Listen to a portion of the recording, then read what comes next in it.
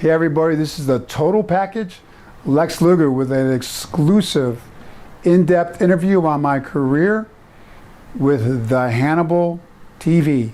I really look forward to this interview. This is Hannibal from thehannibaltv.com, and today I am here in the home of multiple-time world champion, former WWE and WCW superstar, the Total Package himself, made in the USA, Lex Luger. How are you doing today, sir? I'm doing great, thank you. And you're back in Buffalo. This is obviously where you're from, but how long have you been back living here? I am back in beautiful Buffalo, as I call it, Devin, and having a great time. I've been back here, wow, almost 4 years now. Wow. So, never anticipated coming back, but it's been a real homecoming for me with a lot of my friends I grew up with, and they always billed me from Chicago, and but obviously born and raised actually in Buffalo. So it's funny when I used to come back to wrestle in Buffalo. Buffalonians are no nonsense, blue collar town. They'd boo me out of the building whether I was a heel or a babyface, because they thought I'd abandoned my roots, coming back as being billed from Chicago when they all knew I was from Buffalo. It was funny when I wrestled here. My family would come, I'd be a babyface and they'd all be booing me.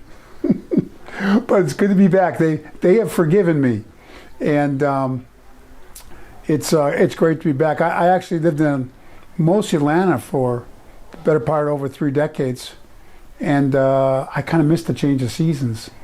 And when I first got back to Buffalo, I really wanted a lot of snow because I hadn't been around snow hardly at all.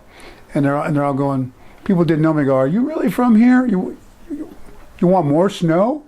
And so I was saying, "Yeah, I want some real snow." Well, we got it. So in the past 4 winters, I've gotten a real feel for it. Now, I must admit, by around January now, it's like, okay, I'm okay. I'm cool with the winters now. You can start lightening up, but I love it being back here. And people talk about the weather, but great people in Buffalo. They call it the Queen City, the city of good neighbors, and it's really true. And I'm having a great time back here in Buffalo. Made a lot of new friends, and having a great time hanging out with my mom. I came back with the passing of my dad. I just didn't feel led to leave, and I just came back, and I've been hanging out with my mom. We're having a great time. She's a hoot to hang out with, so it's been really, really good. So growing up here, what was your childhood like? Had a great childhood, a great family. Both set of grandparents. My great-grandparents on my dad's side came over from Germany. My grandparents, my mom's side, from Scotland, and just all my roots are here. I'm living right now right down the street from my great-grandfather's farm. It was farmland. It's not farmland anymore, but his farm, a community college, sits on his farmland now. And I felt when I came back like I was kind of blooming again where I was planted. And growing up here, a lifelong avid Bills fan, Buffalo Bills fan. My older brother, he's 5 years older than me, used to drag his little brother along. When I was a little kid, we'd go down to the Bills games at the old stadium called the Rock Pile.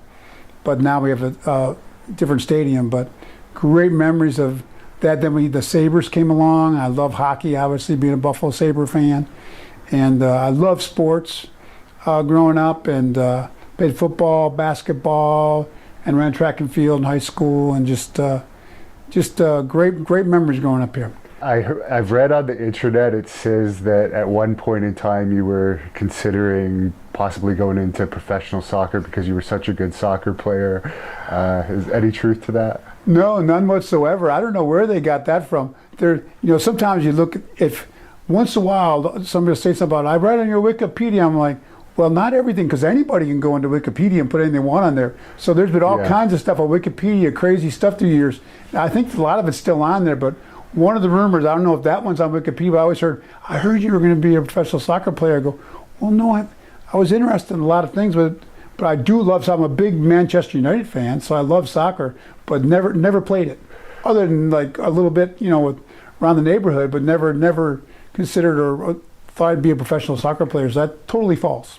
All right, so if anyone watching this knows how to change Wikipedia, maybe they could help Lex out on there. Oh, there's a lot of stuff. They have to sit with me. I don't even know how they do that. I guess they can be edited, but mine is so long, and there's so much true stuff, and then there's so much stuff that's not, which doesn't bother me. It's no big deal. Now, you started off playing for Penn State, I guess, when you started your college football career. When did the college scouts start recruiting you in high school, and what made you choose Penn State? You know, they didn't look at me till my senior year. I wasn't going to play football my senior year. I was going to specialize in basketball. I was the one to play in the NBA.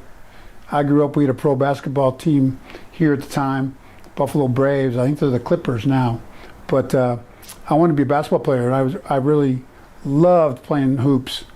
But I've met him since. Both my football coaches had an assistant coach. Met me at a breakfast I was speaking at here locally, and they surprised me.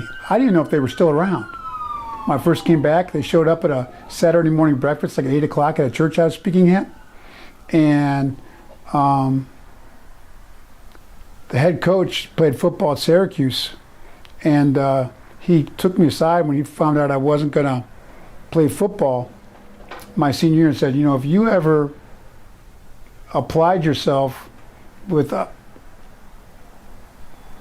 portion of the effort you put into basketball, football, he goes, you could probably maybe go to any college you wanted to.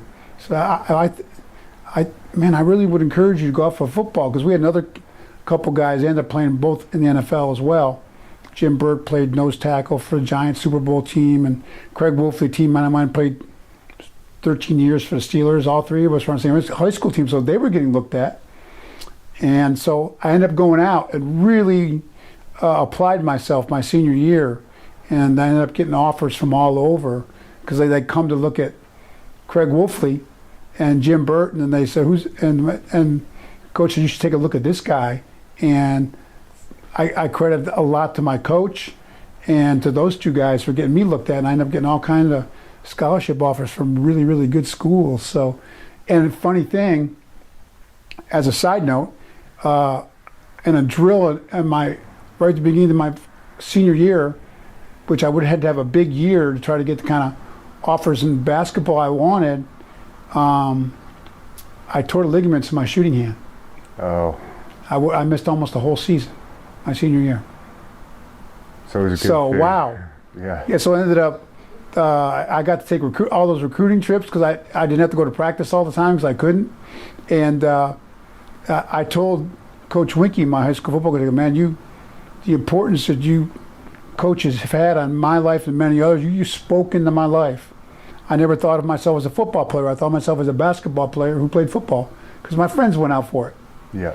We didn't specialize as much back then. You played sports in season. My love was basketball. I thought of myself as a basketball player, and he spoke into my life about being a football player. And you know, I don't think there would have been a Lex Luger. I told him that when I spoke that morning, there wouldn't have been a Lex Luger speaking right now at this church, because if I hadn't played football, I don't think I would have got into the weight training the way I did, and everything that football laid the foundation for me. That was a bridge for me into wrestling. So that was pretty neat. Another great part, I'll come back to Buffalo. And I understand your weight training actually started around the senior year of high school. It did. Another great friend, two friends I've been reunited. Tom Haney was an exercise physiologist who started helping me train my senior year in high school when I started focusing on football. And Don Reinhout, I don't know if anybody's watched the World's Strongest Man contest on TV. He won that. He was a super heavyweight world champion powerlifter. Was like the biggest, strongest guy I'd ever seen in my life, and maybe to this day still. He was like 6'3", 350 pounds. He had traps the size of grapefruits. He was an incredible guy. He spent time with myself, Craig Wolfley, and Jim Burt, and we drive out about an hour away from here in Dunkirk, Fredonia area outside of Buffalo.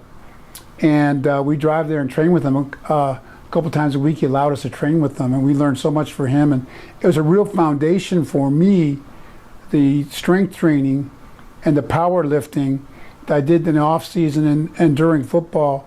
which I think really led a lot into a great foundation for me in the training I did, which was different, but training I did in wrestling as well. For obviously my physique, my weight training, a big part of who I was as Lex Luger. So Coach Winky and then Tom Haney, the exercise physiologist, who I just met with a little last week. Right. And been reunited with Tom, great guy, and Don Reinhardt. Just, you connect the dots of what went into me becoming the Lex Luger that I became from Larry Folt. Yeah, you were blessed, because I remember when I started working out, I thought doing machines one day and free weights the next was actually a good split. Yeah. And you had like the top of the line people teaching you from the start. And then when you go to college, you get great strength and nutrition coaches there, and so at the professional level as well. So that in combination, I had a lot of great mentoring and tutoring on training and nutrition. What are some of your all-time best lifts in like the bench press, deadlift, and squat, let's say? I never maxed out in the bench. Because once I was in even football, I didn't want to risk injury. But if I had to guess what I could have maxed out in the bench, probably mid fives, and which was pretty good back then. Yeah. And then I was a good squatter. I squatted with the officially, like, now I had a power suit and a big belt on and everything, but over 800 pounds for a single in the squats. I never did deadlifts for max because didn't want to risk like a lower back injury or anything. I used to have some lower back issues now and then, so I never went super heavy. I did for football more power cleans and hang cleans. So. What's your opinion on knee wraps and these things that help you lift more? Is it worth it, or do you think it's better to lift with as little help as possible? You can go either way on that. I didn't overdo it with the suits or the wraps, and we didn't have the advancements we have now and that stuff. Now some of the things they wear to bench press and squatting are like the materials they use and stuff are, it's crazy what they've come up with, which helps their lifts a lot, which, hey, if they allow it in competition, it's allowed. I was kind of I guess back then you would say I was an advocate of, I'd like to wrap my knees. Not super tight, but I like to wrap my knees. I felt, that always felt good. And I'd wear some wrist wraps of some type, but that was about it for me. Okay. I might wear, on my bench day, I might wear a little bit like a tighter shirt or a double shirt, like tight. Yeah. That's about as far as I went with that. So why did you only spend a year at Penn State? Growing up in Buffalo at the time, of course, here I am back in Buffalo, but I'd been heavily recruited by Miami, and I knew the coaches down there, and I just felt that the opportunity at the time, and I felt that the weather was a big draw. Right. So I was young and impulsive, and I wanted to go to Sunshine U. So after my freshman year at Penn State, which is a great school and a great program, football program, but I was longing for the sunshine and palm trees, so I transferred down to Miami. I like to say there was some great reason, but it was mostly the weather. Yeah. At the time. And I guess at that time, Miami was a real party area in general, and it's known, of course, for the cocaine as well. But did you experience any of that party atmosphere? I know you were an athlete, but... Well, yeah, Miami's known as a party school, so it was a lot. I had a lot of fun, that's for sure. But my main focus was football, and so we drink a little on the weekends with the guys and stuff like that. But there wasn't a big drug culture amongst the football players when I went there at all. I know we were in South Florida. Yeah. I used to work the nightclubs for spending money. Yeah. I'd work the front door at some of the big clubs in Miami and Fort Lauderdale. I knew there was a big, I had a lot of contact with drug dealers and drug users, and so I knew that was it was big down there in South Florida at the time, in the late 70s, early 80s. But I was more focused on football at the time. So between the bouncing at the hot nightclubs and a star football player, I'm guessing you had no shortage of women in those days. Well, there was a lot of beautiful co-eds that went to Miami and at the clubs and everything. Yeah, but I actually got into a pretty serious relationship early on. I had a girlfriend at Penn State, then a fiance. Okay. So I kind of had made a commitment to her earlier on, and so I didn't really partake in all that at the time. So why did There was you... opportunity, but I didn't partake in it. Yeah, what ended up that you actually, I guess, got kicked out of Miami, which seems very hard to do because it was known as a bit of a party school. Yeah, people ask me all the time, how'd you get kicked out of Miami? I go, well, it took a lot. I'd say it was more the drip, drip, drip. I just had different stuff that I got caught doing and disciplined for, and just stuff, wild, crazy stuff kids do at college. We vandalized our own on-campus apartment one time. And so coach, I got in trouble at a hotel doing some pranks with my roommates at a hotel, and we messed up one of the rooms. And so it was nothing that sounds crazy, but it was cumulative for the coach wanted to discipline me at the time, Lou Saban, the head coach, and so he suspended me from the team which looking back now in hindsight was he was just trying to get me back in line. But as soon as he suspended me, I said, well, I was here to play football, so I withdrew from all my classes and started working full time at the clubs in Lauderdale. I moved in with my brother, who was living in Lauderdale at the time. Wow. So my brother Barry, so I dropped out of school, and I learned later, the coach said, well, we didn't mean to drop out of school, and I guess the original intention was get my attention, rein me in, and by disciplining me and have me come back and win my spot in spring ball. So you ended up from there, I guess, going up to Canada, in the area where I'm from, up to Montreal to play pro football. How did that opportunity arise? Yeah, I could have gone back to college, but I was working the clubs in Lauderdale, and some alumni, I don't remember his name, knew one of the scouts from Montreal, and he looked at my game films from Miami, told him about what, I was always had, when the combine type guys would come in and test me at Miami, I always, pretty much for my position as a lineman, down lineman, tested off the charts, my vertical and my speed. And what was your speed like?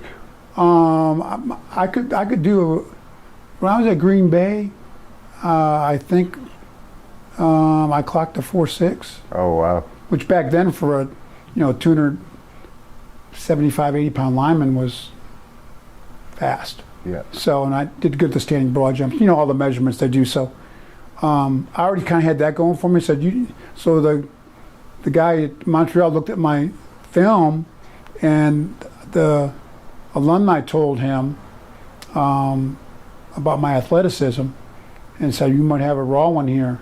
And they offered me a contract, and I didn't even think about it. I went up there not knowing the rules, that there was only so many Americans, and only so many Americans at my position, and I just said, wow, opportunity to play pro ball, why not? I was 19 years old, so yeah. So I signed and went up to Canada with the Montreal, at the time, Alouettes.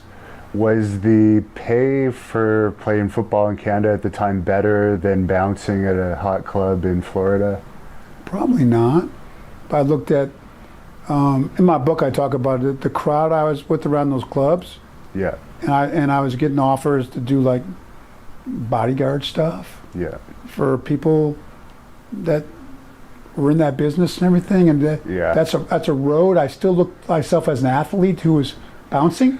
Right. So I was like, when I got the offer to go to Montreal, I had to make that decision which way I was going to go, and I chose the path of stay. If I had that, here's an opportunity to stay in football, and if I make it, I make it. If I don't do it, I always come back down here. So I felt I had nothing to lose to try it, and it just worked out incredible. The line coach at Montreal took a real liking of me, and they kept me around. So it worked out. I guess you were there for 3 years total? Yeah. Loved Montreal, great city. Had some great times there. Got married right after my rookie year to Peggy, my wife, and it was very fond memories of playing. CFL football was a blast. I really enjoyed it.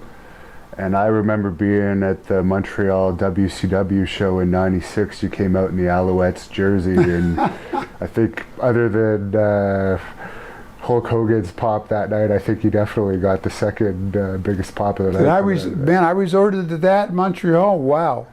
There we go. Why not, right? So any memory that stands out from Montreal, because I know a lot of people from Montreal are going to watch this. Oh man, the food. There was a rib place. I think it was Barbie Barnes or something. Yeah. Just the food and the atmosphere there. I lived right down at this high-rise condominiums, right down the city, right near what used to be called the Forum.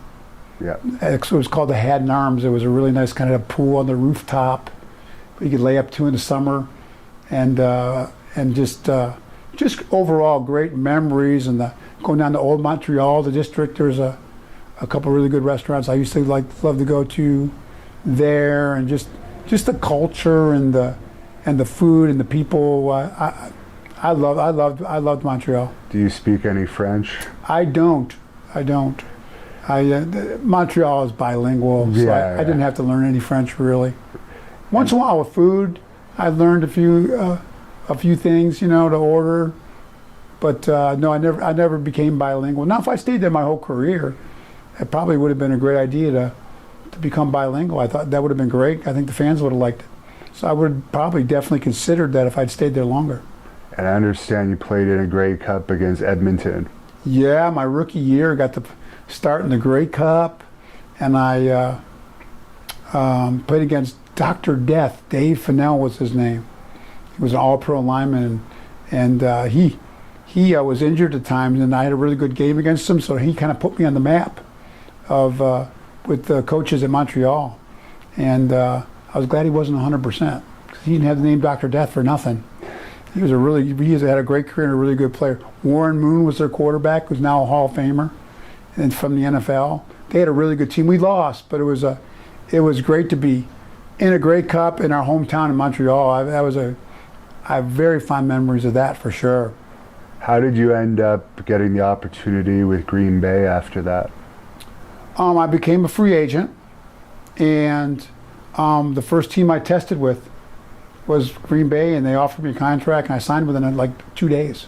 Okay. Got injured there, and only stayed there less than 2 seasons, but that was the first team I tested with, and I loved the coach, and the atmosphere there was like a Green Bay is like a college atmosphere, so I loved that because I feel like I didn't really get my full college atmosphere, so I was at Green Bay. So great fans, had a great time there.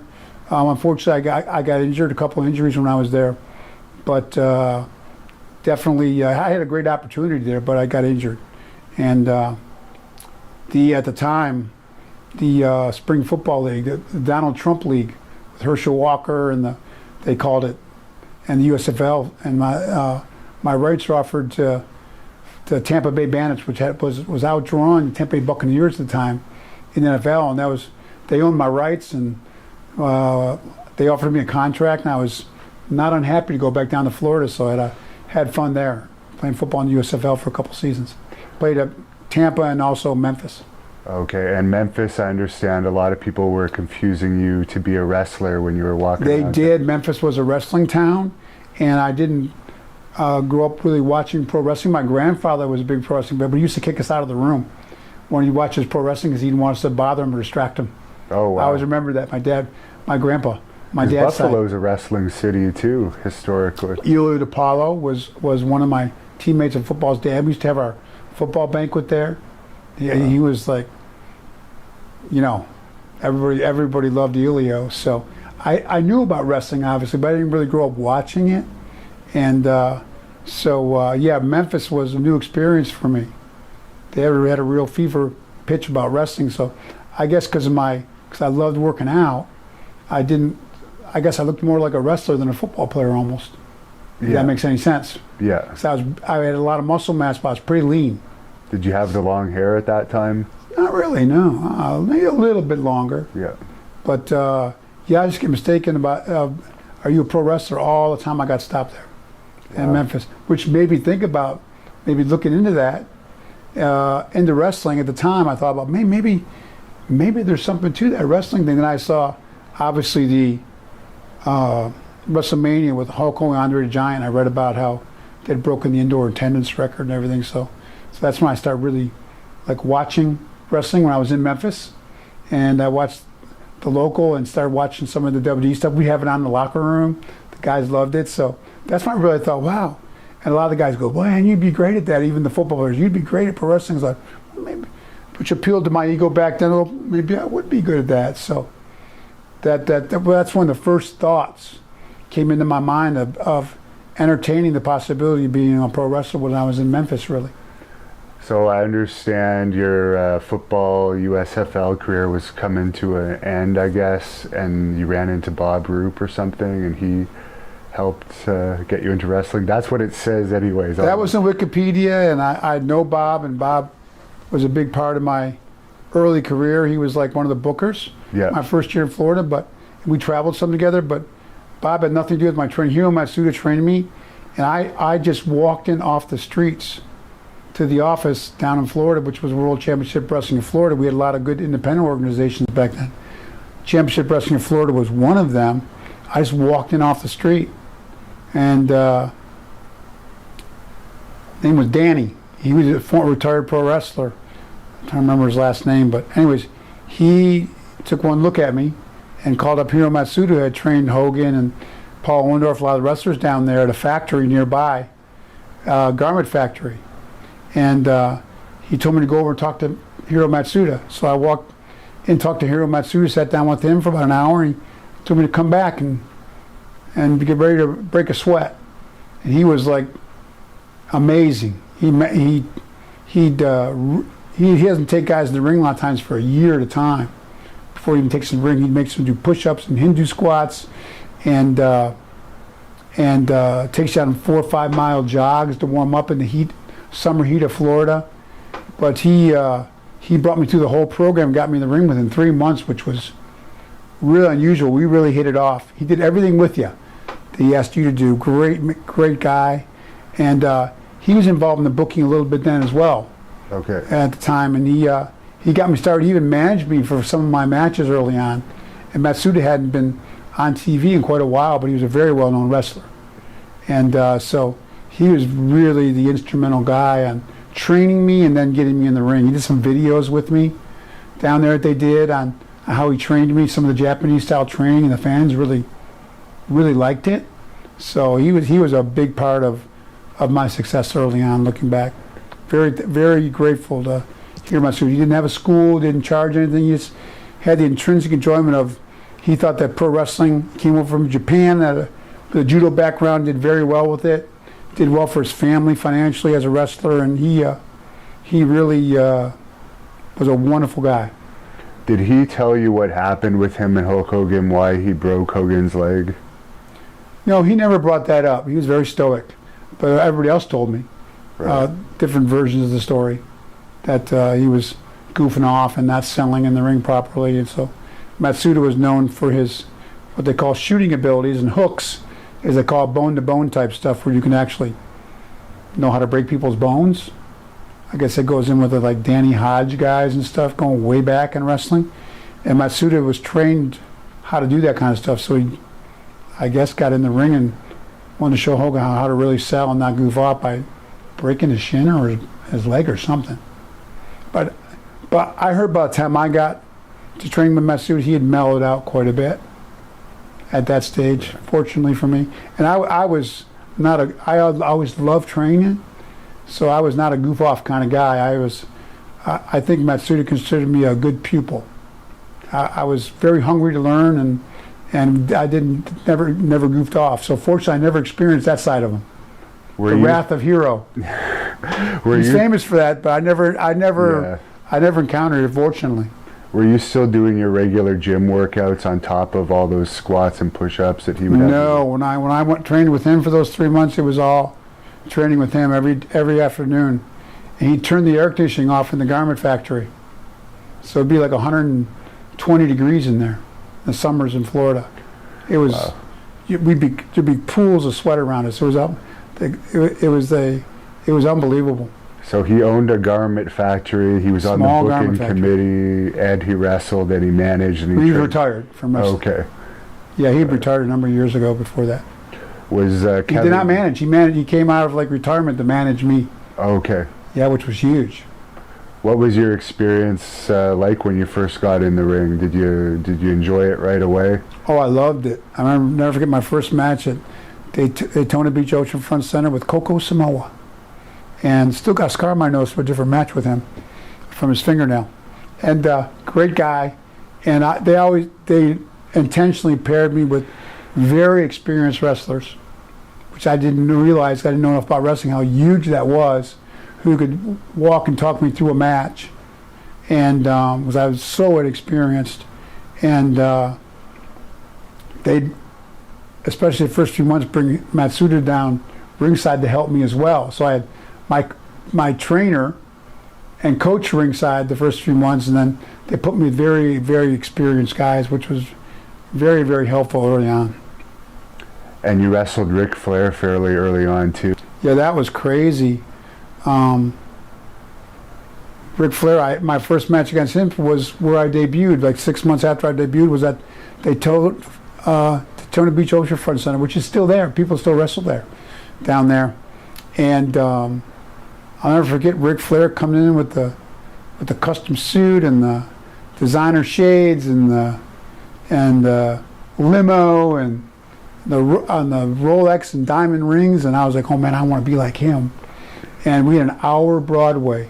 Which I don't know how he got me through that match at my level of experience, but he carried me through a 1 hour Broadway. I didn't know he called it a sunset flip. I didn't even know what a sunset flip was at that point. Was he the heel in that match, or were you? You know, I was a heel at the time, and Yeah. he was a heel, but the crowd, Rick turned the crowd against him, and so the crowd there, So I would say, was definitely for me.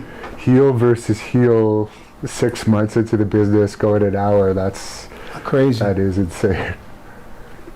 But you God hit it bless up. Nate. Yeah. Man, take a guy with that inexperienced as I was and get me through an hour of Broadway. I don't know how he did that. He's unbelievable. Did you hit it off with him right away, but behind the scenes? Oh yeah, I was Mr. Flair, sir, and I was like a sponge. And he gave me some advice afterwards. I didn't realize he'd gone back and put in a really ran and raved about me back in Charlotte at the time where the Crockett's were in NWA wrestling, which led to me eventually, less than 6 months later, making my debut there. But that was all Rick going back and talking to Dusty and the Crockett family and saying, you got to take a look at this guy. So. And before you left, I got to ask you about this. I know you've answered this question a million times, but there's the infamous match you had with Brody. Yeah. It's funny because I bet you probably didn't think about it for years, and now with the internet, that match is one of the matches that smart marks always talk about. Oh, I get asked about it all the time, and it was another learning experience. We had done TV earlier that day on a Wednesday. We do TVs all morning, in the afternoon drive across to either Lauderdale or Miami and do a show Wednesday nights every week. And it was a long day. And they had me in my first cage match, I think, ever. I had no idea to get here. I am with Bruiser Brody in a cage match. And I was young. Had you met him before? Any experience? I had a match with him, a non-cage match with him before. And okay. the matches went fine. From my perspective, he might have, maybe not from his perspective, but, and he was a big, intimidating looking guy. He's a big, scary looking guy. And everybody told me about his reputation, but we worked fine together for the couple matches prior to that, which is why it's such a mystery. We got in cage match. I didn't know what I was doing, and he just stopped working. Stood there and he made these noises, but didn't work. And if you hit him or punched him or did anything, he just kind of registered but not sell really. And I fortunately had a very experienced referee, called him Fonzie, in the ring, and Fonzie looked at me and I looked at him, and I didn't know what was going on with him. I got scared because I'm thinking this guy's not selling, and I heard all these stories about him, and he's got tape on his fingers, and I think maybe those are razor blades they put under those things, and we're in a cage match, and I don't know what I'm doing, and he's not working, he's just staring at me, and so we kind of locked up a little bit and pushed around a little bit. But Fonzie, I go, Fonzie, what do we do? I got in the corner and hit him a couple times. He didn't register. He stood there. And I go, Fonzie, what do we do? And Fonzie says, I don't know, brother. Fonzie goes, Fonzie saved me. Fonzie just back him in the corner again and hit him a few times, and I'll grab your arm and just kind of throw me aside. Don't listen to me, and I'll DQ it. So that was our only thing that Fonzie thought of to get out of the match, because he just stopped working.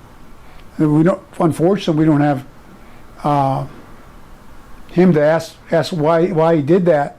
But I did, because of my training with Matsuda, I wanted to be respectful. But when the bell rang, then they couldn't get the cage door open. Now I was stuck in there with this guy, who I think maybe now we've really ticked him off. Man, I jumped over the ropes and through the cage like a scared jackrabbit, and went to the locker room and sat there and go, man, Matsuda would want me to go over and say something or apologize. I don't know what I did, because I didn't, but I better go over there. So I got over my fright and walked over. We were separate locker rooms there, because there was a stage behind the cage. You couldn't talk to each other before or after the matches, but the crowd had let out of the building. I waited and walked over there and knocked on the door timidly, and his manager he had at the time down in Florida,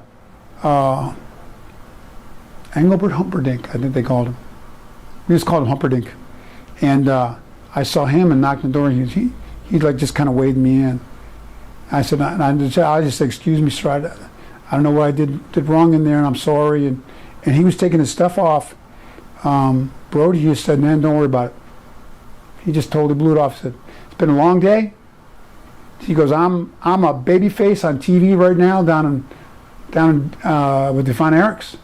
He goes, you're on TV already as a heel to go down in the NWA, because I'd done some TV, a couple TVs already, and I was already getting ready to leave Florida. He goes, they got you on there as a heel? He goes, just wasn't working in there. Don't worry about it. So you say I was greatly relieved. I go, I can go over there and if I'm going to get a butt whooping, I'm going to get a butt whooping. Yeah. But I went over there anticipating maybe the worst. And what did I do? But he was very, professional and was very nonchalant. He said, man, it's just been a long day today. And that was it. So the wrestlers, I know wrestlers gossip and they exaggerate everything. So the people that say you left in your gear and you drove, that's wrestlers making up gossip. Oh no, I walked over and talked to them and showered there, and yeah. No, I actually intentionally went over to the locker room. I'll admit I was nervous, but I knew Matsuda would be upset if I didn't go over there and try to talk to him. So. And you also play professional football. You've dealt with some very serious characters in your life. Yeah, I've been around a lot of big, intimidating guys, so I wasn't like a shooter guy or anything, but I'm like, man, I better go over there and at least apologize. I was going over to apologize. I was not going there like what happened and they're like angry. I went over there as humble as I could be and wanted to apologize to him for whatever happened that caused what I didn't even understand happened in there at the time. But I was in the ring stuff. I was scared. I didn't know what was going on. It was scary. Did the office ever tell you any explanation? Obviously, that wasn't the finish of the match. What was the finish of the match? Do you remember? It was going to be some kind of DQ, I think. I don't even remember. Yeah. They didn't explain to you anything the next day. Sorry about that, or the office? Oh no. They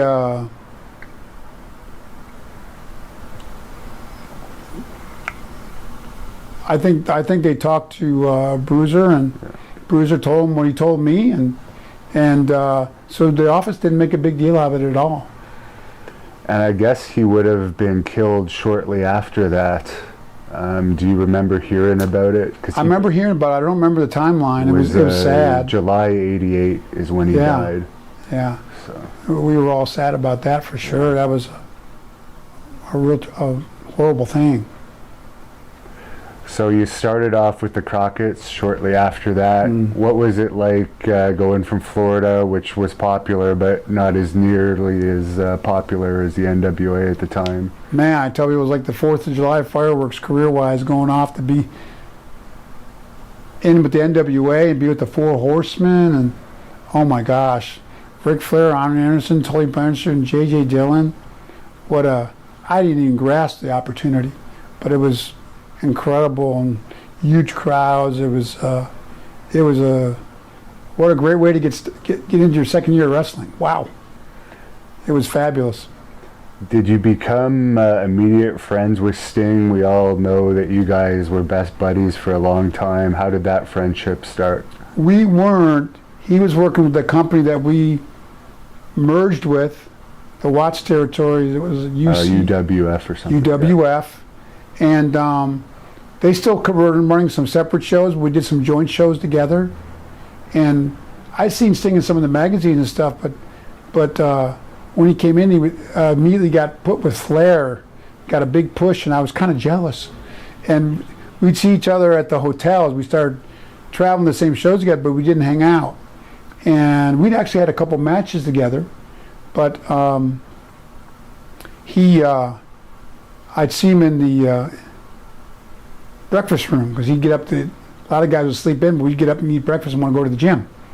And so we'd see each other sitting across the restaurant, and he had tried to approach me one time, but I was so cocky back then with the Horsemen. He asked me how I kept in shape on the road and stayed looking so good. He was being gracious and trying to break the ice. I was sarcastic and was taking my wrestling boots off, and never looked up and said Stolies, meaning vodka and peanut M&Ms. I gave him a smart answer. He walked off. He probably wanted to knock my head off, but he walked away shaking his head like, really? But thankfully he gave me a second chance, and when I saw him in the restaurant, we ended up, so this is ridiculous. We started eating breakfast together, and then we saw each other at the same gym. We started going to the gym together. So we had breakfast and go to the gym, and just evolved into a lifelong, to this very moment that I sit with you here, incredible friendship. So thank God he gave me a second chance from our initial meetings. Speaking of that, in those days, what was your pre-workout breakfast? Well, back then we would do oatmeal, and a huge bowl of oatmeal, and a dozen egg whites a piece would be our kind of our pre-workout carb protein meal.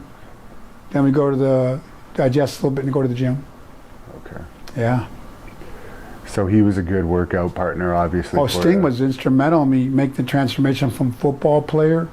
He had been trained with pro bodybuilders out in California, was in the gym business out there, Gold's Gyms, the old school franchise. Yeah. So he knew all kinds of stuff about training and more bodybuilding stuff. I knew a lot about football training and powerlifting, so he helped me incorporate a lot of the bodybuilding principles nutritionally, and because I was like a McDonald's and junk food, I had no discipline in my nutrition, so Stinger taught me so much about how to eat properly and train properly, do some more bodybuilding exercises along with my strength type training. So I did more of a power building routine early in my career. So, and Sting was instrumental in that. He really mentored me on that. So we had a great friendship. He really mentored me a lot in my training. He taught me a lot about what I knew about training and nutrition early on in my wrestling career. And what was your reaction when you were brought into the Four Horsemen? Were you happy about that? Oh, I was thrilled. Are you kidding me? That was the ultimate heel, pretty much maybe in wrestling, the ultimate heel group at the time. So what an opportunity. And they were great of working with me, from JJ to Tully and Arn. Tully used to go to a barn near outside of Charlotte and take me in the ring and help train me. And so, because they knew as part of the group, they didn't want me to be the weak link, necessarily, so to speak. I was so inexperienced, so they really mentored and trained with me. And so it was just look back, what an opportunity. It was great. Did you ever party with Ric Flair? I'm guessing you must have gone out with him. Definitely. Rick is one of a kind. So he was 24/7. He sometimes hanging out with Rick, you almost felt like you didn't sleep at all or more than a couple hours, because we'd train in the afternoons, wrestle at night, and a lot of times have to travel, fly in the morning, and go. So if you went out and got out of the building at midnight after you get showered and got out, and went out at all, it was already 3, 4 in the morning, and we'd go out, party a little bit, and grab a meal or something. My gosh, sometimes I feel like I didn't sleep for days at a time with Nate. He was a blast to hang out with. What was the craziest thing you ever saw him do? Obviously, he's known for streaking, I guess you could say. Yeah, he did a little bit of that, and just buying trays full of shots.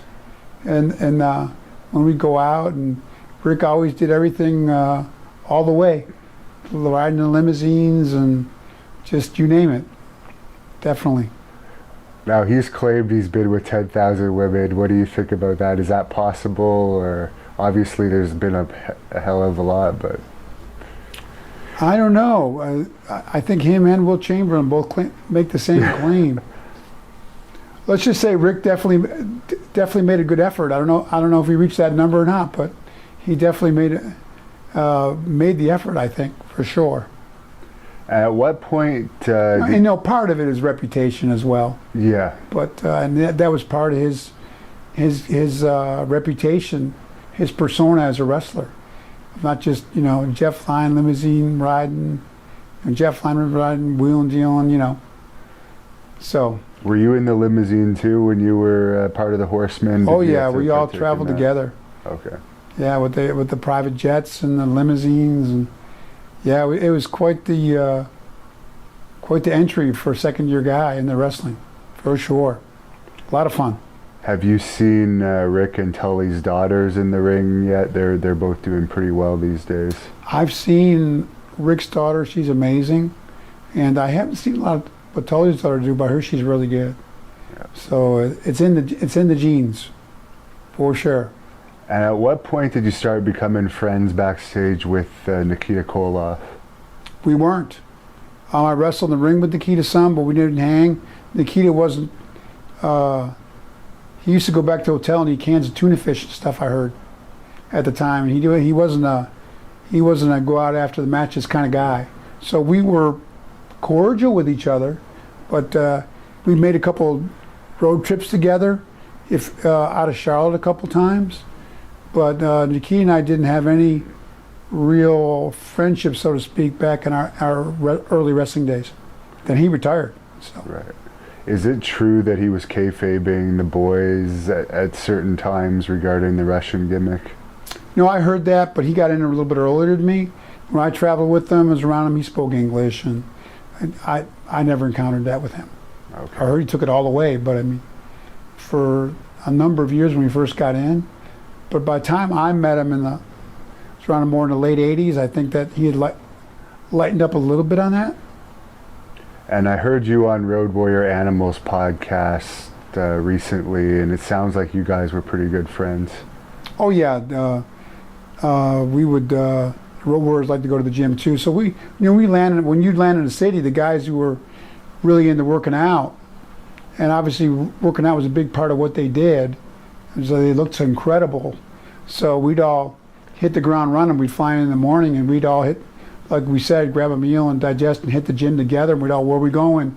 We got to know which gyms and what town. So yeah, then we'd all maybe go out to eat afterwards or before we went back to the hotel and showered. Yeah. So it'd be like workout, eat, shower, go to the building. So yeah, we were in very similar circles. So yeah, got to be hung out quite a bit with the Road Warriors.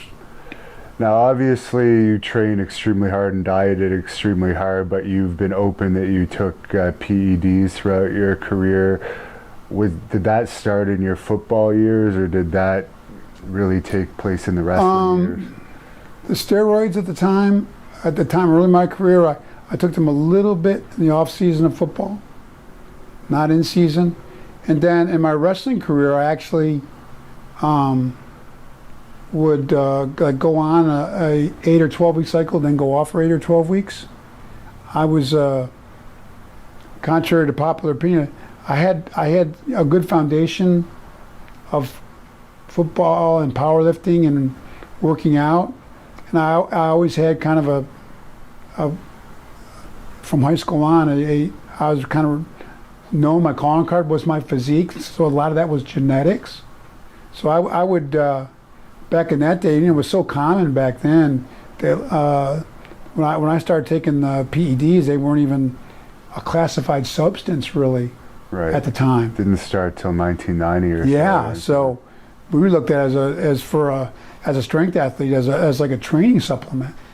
But my agent, getting back to Tom Haney, and my background with Don Reinhardt, a world-class powerlifter, they always mentored me to do, if you're going to do it, get your blood work done, make sure you cycle on, cycle off. So I was a user of PEDs, and looking back now, because of did you abuse steroids? Well, if you take any illicit drug, I look at it, there's a potential abuse. But if there was a way back then to monitor it, I did do that. So that's kind of was my experience. Towards the end of my career, I switched over to basic, what you would term now, the last 4 or 5 years of my wrestling, which was, many people thought where I really got leaner and maybe had my best look. I was on what you would call an anti-aging type supplementation, PED, which a lot of the baseball players started doing, and football players. Back then, in the late 90s, a little bit of growth hormone, like basically anti-aging amount, even though I wasn't that old then. You take a little bit of growth hormone, a little bit of testosterone, that was it. Take a shot of testosterone once a week and a few cc's of growth, and that's all I was on the last number of years of my career, and I actually thought that was probably maybe a healthier way to go about it. Right. As doctors and endocrinologists and everybody that I was under thought that was, at my age, in my 40 or 40-ish, was a better route to go. But I never took really high dosages of the PEDs, and I always would make a real concerted effort due to my mentoring I had with doctors and with coaching to make sure I cleared on and off for my own health. And fortunately, as you know now, I give God a lot of credit. My body now, I mean, I've had a neurological injury that I stand, but my health is phenomenal. Yeah. No medications, no blood pressure issues. No, I'm so thankful the way God designs our bodies. There was no lasting after effects of my use of PEDs back in the day. I think part of that was I did cycle on and off. Right. Not that there's a safe way to do that kind of thing, but I think that definitely played a role in me being healthy now as well. Now, I know you don't want to promote this, but you kind of mentioned that the last cycle you did with the shot of testosterone and the growth hormone was effective for you, but I had a few bodybuilding people ask me if you could say what your most effective stack was of the steroids when you were into those. That would be outdated now. Yeah. That kind of thing. I definitely don't endorse it or promote it now, because now I firmly believe with the modern day training methods and nutrition, the advancements that have been made, that and the natural supplementation out there that most guys can reach, I think they're full genetic potential, clean, and look phenomenal and be able to compete in any sport. And there's a lot more drug testing now, and I think that's great. And so, I mean, it would be outdated anyways, but I was a testosterone DECA guy. I thought that was a safer combo. And I tried a little Winstrol V for a couple cycles, but I didn't like the water-based. And you had to take a lot of shots, so throughout my early career, I was mainly just some testosterone and Decadurabolin at the time. And what was your reaction in wrestling when you got your first world title run? Well, it was a big responsibility, because Ric Flair had left for WWE, and he took the belt with him. And it was a huge void in the company. I mean, nobody can step in and take the place of Ric Flair. So overnight, I stepped in as the world champion against Barry Windham, which was great for Barry to come in a cage match. They gave me all the bells and whistles. Harley Race, one of the all-time great legends, my manager. And we actually had the match, and we couldn't even hold the belt up because we didn't have a belt made yet. But the company did the best they could. They were scrambling. They said, let's switch you heel with Harley and make a run with the belt. So, because originally I was supposed to wrestle Rick in the cage and win that match. And I had asked me all the time, was there hard feelings? You and Rick? Now, are you kidding me? All that Rick did for me? If Rick had a decision he was making as a businessman to go to another company, there was no hard feelings from my part or against Rick at all. But it was definitely a big challenge at the time that I did my very best with. But it was still a great opportunity. Who wouldn't want to be world champion? A lot of great wrestlers had their whole career never got to be world champion. So it was a great opportunity at the same time. But I felt a lot of pressure because I felt that nobody could fill Ric Flair's shoes, and here I was as like a transition champion with when Rick had been the man all that time. So I felt a lot of pressure not to be Ric Flair, but to fill that void at the time. But it was I was honored, and I felt like it was a great opportunity at the time for sure. Something I'll always cherish, of course. Was Harley Race traveling with you on the road too? Harley Race traveled everywhere with me and was very great mentor, and that was very helpful as well. That helped I was putting a lot of pressure on myself, and then putting Harley with me relieved a lot of that pressure. Would you be the one driving, or would he be the one driving? When Harley was traveling, Harley would drive. Cigarette in one hand, people have heard this before, a beer in the other. 100 miles an hour, literally. Pretty scary the first couple of times, but when you get used to Harley wanted to drive. He was a road warrior, old school, rubber on the asphalt kind of guy. When he drove, he wanted to get where he was going. He wanted to be behind the wheel, and I wasn't going to question it was Mr. Harley Race, sir, So. Did you ever see him in action in one of his altercations? Because I understand, I know this is towards the end of his career, but sometimes he'd get into it at the clubs.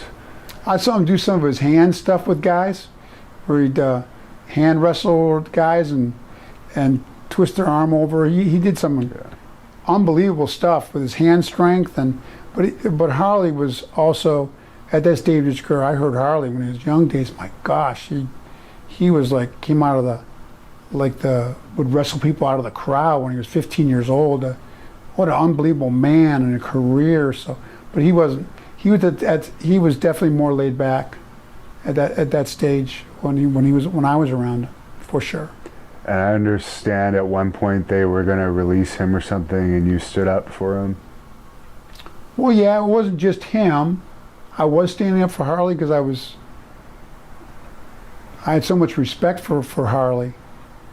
But also I wanted Harley to be my manager. I was like, man, Harley Race is my manager, And I felt they had made a commitment with what happened, and the challenge of where we go from here, with the huge void of Rick not being there, of Nate being gone, for them to, I felt like they were pulling the rug out from underneath us a little bit by not utilizing Harley as my manager, and so I definitely wanted to go in there and voice my concerns, and that I really wanted to stay with Harley and keep it going, for sure.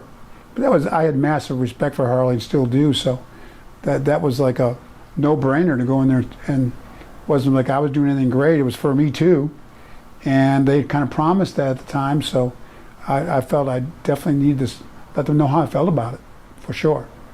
What did you think about Jim Herd, who I guess that was the guy that Rick had his problems with, and he was probably the one you had to speak to about Harley? Jim Herd was, I never had an issue with Jim in his office.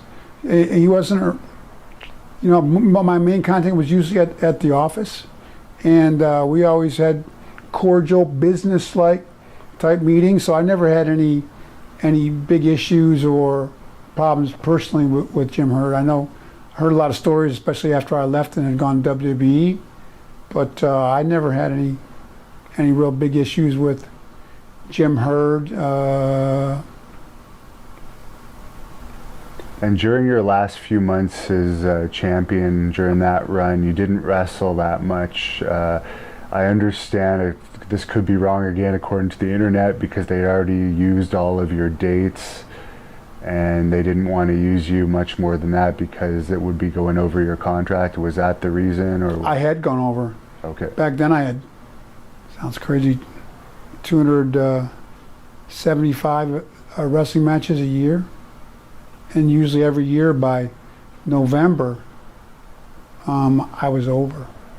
Shows you how much we wrestled back then. So they would ask me if I would wrestle more events, and I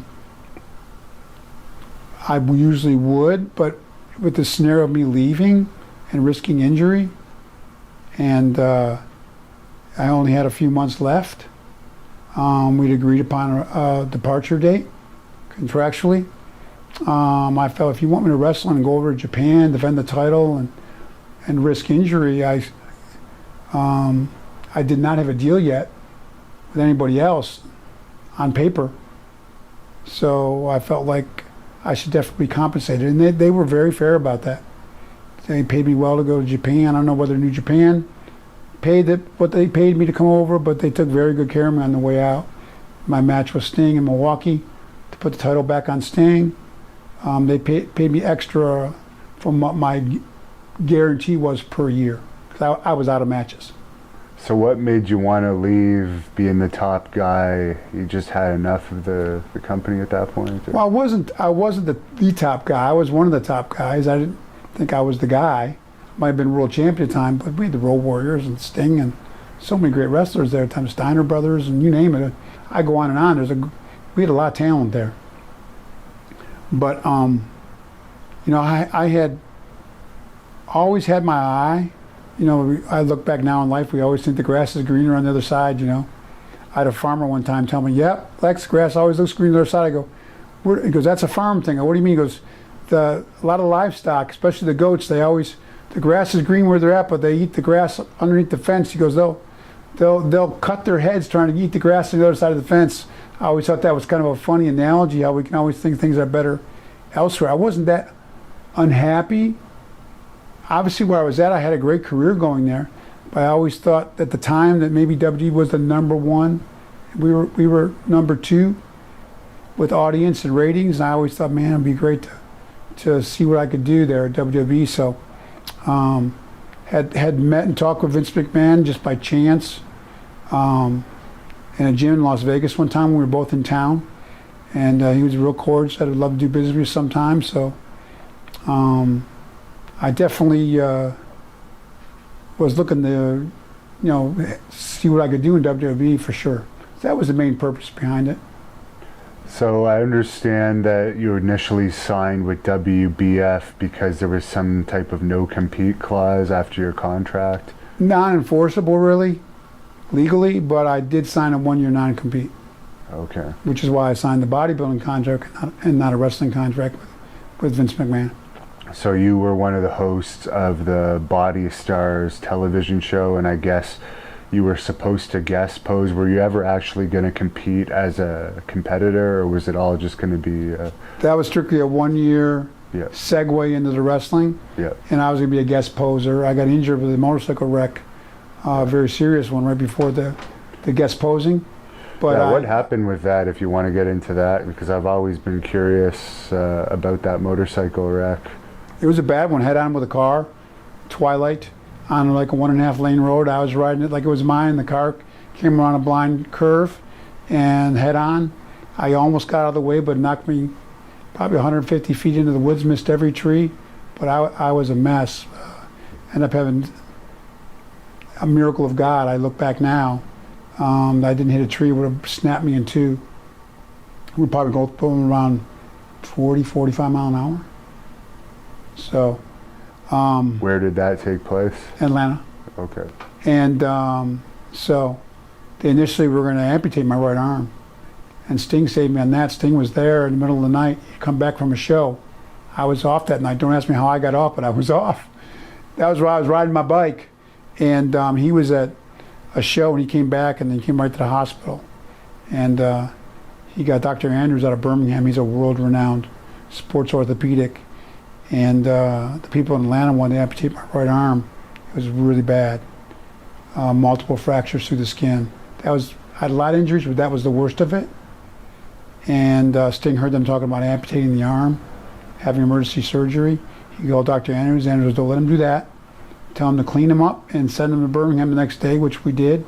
And Dr. Andrews somehow put that arm back together, and I was in the ring like 7 months later. Wow. Unbelievable recovery. I mean, made my debut as the narcissist like 7 months later. Did it have the same strength as before, or was there? Well, I had to build back up, but the good thing about bone breaks are I still have steel rods in there. That thing with the steel rod in my forearm was the real deal. I had a titanium plate about 7 inches long, which I still have in my right arm, to hold the bones together. And once the bones heal, that's pretty solid. You worry about it a little bit, but doctors assured me, with that titanium plate in there, the bones are healed. You can start working out and getting in the ring again. And the neurological stuff, they thought maybe I might have some neurological damage because the damage still sphered down in my elbow and my hand, but there was none. My right hand and forearm and arm was stronger than my left arm. So Wow. it was I'll look back now, I give God the credit, but it was a miraculous recovery for sure. What did the WWE initially say to you right after that accident? Did they always say it's going to be here for you when you're back, or were you afraid that for a bit that you were going to be possibly released? Oh no, they took great care of me, and they paid me all the way through my 1 year as a bodybuilder, and they paid me all the way through my 1 year as a bodybuilder, and then I jumped right into my debut for them as a narcissist with Bobby the Brain Heenan. Why do you think the WBF didn't work? I don't know. I mean, I think at the time, Weider out in California had a monopoly on supplements and magazines and things like that. To do a magazine, your own supplement company, we got to give Vince credit. He's bold with football leagues or you name it. He is not afraid. He is a born entrepreneur, and he wanted to do the bodybuilding thing. Him and I used to work out together. He loved working out, still does. Obviously, he's in incredible shape for a guy his age. Yeah. Amazing. So he always loved the workout lifestyle. So it was a natural thing for him to try as an entrepreneur and get a supplement line going. So I give him credit, but I don't think that's an easy business. And there was a real monopoly at the time from a couple companies that he was up against. And he's an incredible entrepreneur, but he wasn't real experienced in that field, that endeavor. So I wouldn't know. I wouldn't be the one to judge why it wasn't successful, just timing wise, or I'm not sure. What was Vince like to work out with? Oh, he's there. He's right there, man. Great guy, great training partner. Wow. For sure, yeah. He loves the gym, and he's all out. Everything he does. So when did they approach you with the narcissist gimmick? Was that something that they'd already talked about doing before the accident, or was this something they came up with? I'm not sure the timeline. I think after the bodybuilding show they had, we started talking about, as I was recovering from the injury, from a motorcycle wreck, about what we wanted to do. And I'm not sure, it wasn't my idea, but somebody in creative came up with it, and they really decided that would be something really, really good with the mirrors and with my physique, and so that sounds good to me. So we went with it. Definitely was my idea. And your first feud was with Curt Hennig? My first WrestleMania match was with Curt, yeah. Yeah. My WrestleMania debut, which was shortly after my debut. So what a guy to have a debut match with. It's funny, the match, Kurt, I talked about the match where I was all relaxed thinking WrestleMania debut with Mr. Perfect Kurt Hennig, one of the best wrestlers in the business. I got a night off. And so we went over the match a little bit, but I didn't think, I was a little careless, didn't think much about what we talked about. We got in the ring, and I didn't know, I knew Kurt had a reputation of being a ribber, like pull pranks. But we got in the ring, we locked up, he goes, what are we doing, what are we doing? I thought he was joking around. But he apologized afterwards, but Kurt told me, I don't know whether he was still ribbing me or not, but he said he completely blanked out. So we ended up having like an okay match, but I was trying to remember what we talked about in the back, and I was calling the match. But normally the heel calls the match, he was the heel. So it was kind of like, well, Luger couldn't even have a great WrestleMania debut as a worker, you know. I was never the best worker anyways. It was more my look, and more aesthetics and not as much substance to what I was. And so it was like, wow, Luger didn't have a very good match for his WrestleMania debut. But behind the scenes, I was like, oh my gosh, I was in like a state of panic in the ring. I go, what do you mean? What do we do? And I look back now, it was a funny moment. Yeah. I didn't think it was funny at the time. I was a nervous wreck, but I had to call the match. I see. And I hadn't really memorized a lot of stuff and what we were doing in there. And Bruce Pritchard told a story that I guess when Kurt would wrestle you on house shows, he would rip some of your tassels off. Oh yeah, well that was Kurt. That was him. He'd rip my tassels off, or do a sunset flip, and not go. And he did pull my trunks down in Madison Square Garden. He was always doing stuff. Yeah. But that was just Kurt. I had never a problem with that stuff at all. Yeah. Julie, the costume girl, just put the tassels back on. That wasn't like a. Kurt and I got along fine, so that was Kurt. We'd all laugh. We'd laugh about it after the match. Was it special to you to wrestle in Madison Square Garden? Oh, man, that's hallowed ground. First time I was in the Garden, see Muhammad Ali and Frank Sinatra, all the stars that have performed there on the walls in the back, and be back in the locker rooms as they were. It's a special place. It really is, for sure. What were the biggest differences backstage you noticed between WWE and WCW? I didn't really notice. We had the agents. They give you your matches and a finish, and the boys are the boys. So I didn't notice any big difference at all in that regard. How did you get along with Pat Patterson? Oh, we got along great. Pat and I and his husband. And we used to go golfing together. When we were in the same town, we'd bring our golf clubs and go golf. We both loved golf. So I got along great with Pat, no doubt about it. He was a real prankster too. So he scared me the first time I met him because Vince was standing there and he goes, I went to a TV, my first TV, and Pat was joking around with Vince and I. He goes, oh, by the way, Lex, I don't know if you heard, Pat Patterson, I can't talk like him. He goes, we're all sold out hotels tonight. He goes, but I got an extra bed in my room for you. I was like a deer in headlights. I didn't know he was joking with me. So I go, what do you mean I'm going to room with you?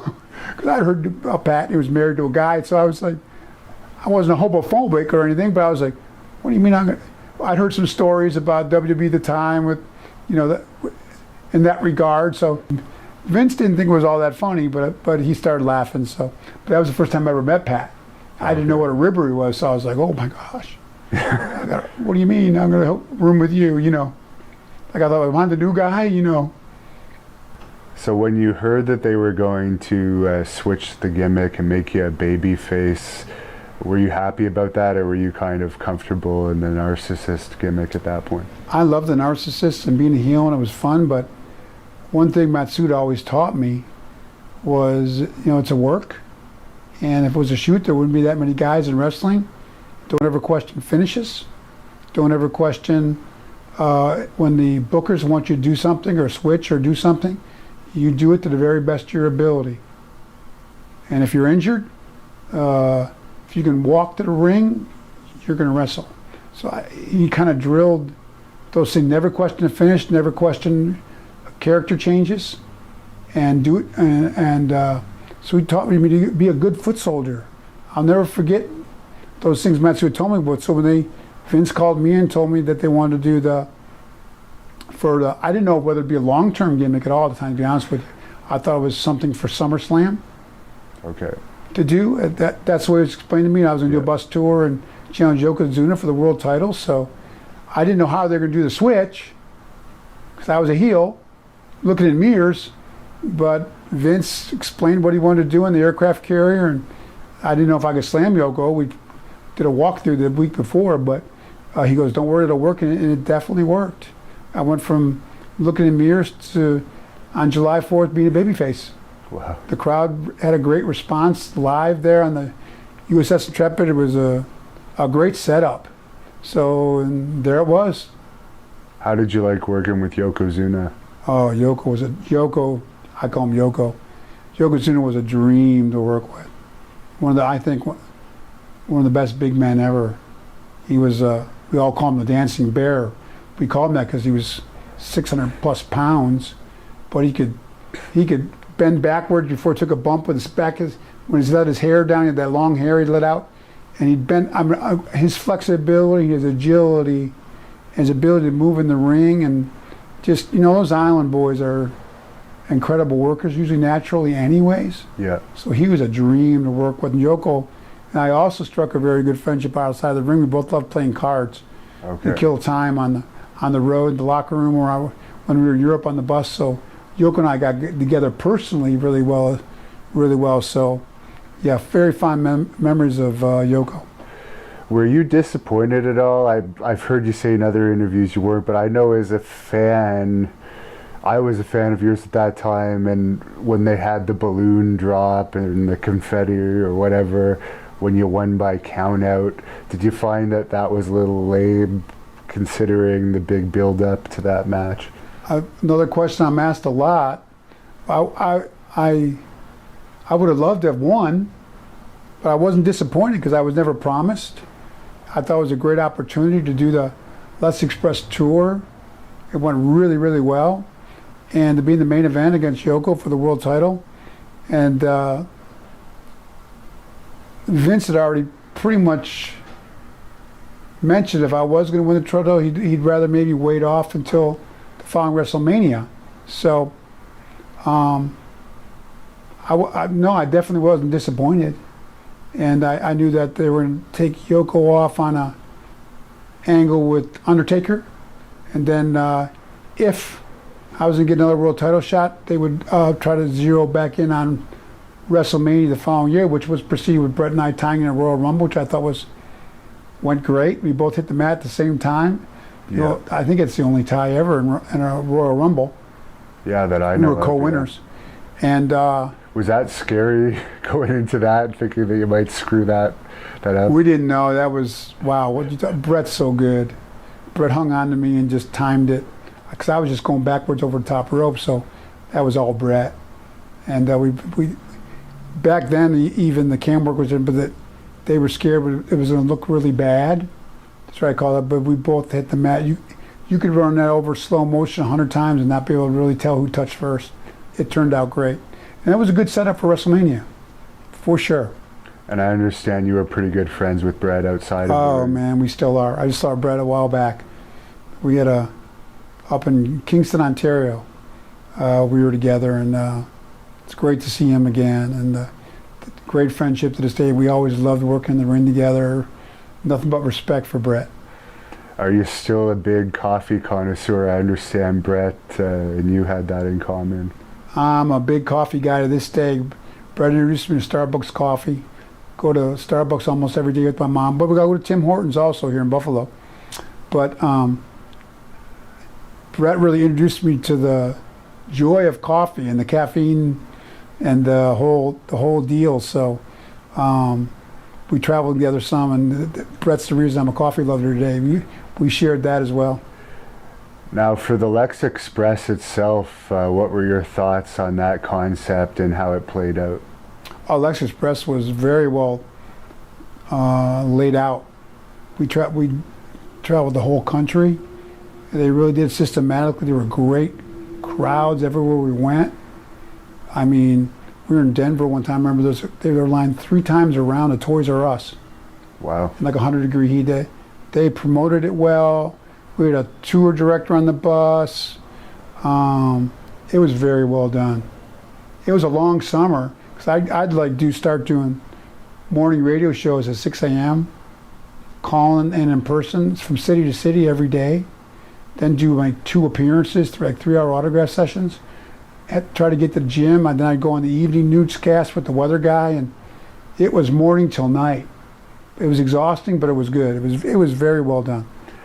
Now, I don't know if you've heard this or not, but I guess Bruce Pritchard did a podcast on you where I guess he was working with you a bit during that Lex Express time, and he said you started to make requests where you would want to fly into a city, then get on the bus and end up staying at the Marriott at night and just go on the bus when you had to make the appearances. Is there any truth that you were asking for those, or is that him telling a different version of what happened? I'd have to hear what he said. Okay.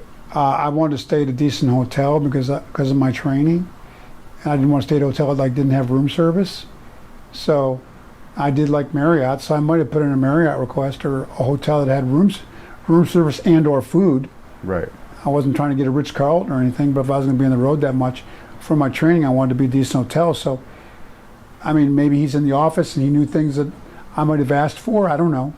So I don't know if I'm not saying that's a falsehood, but I was on the bus most of the whole tour to see my family a couple times. They flew me home for like a day.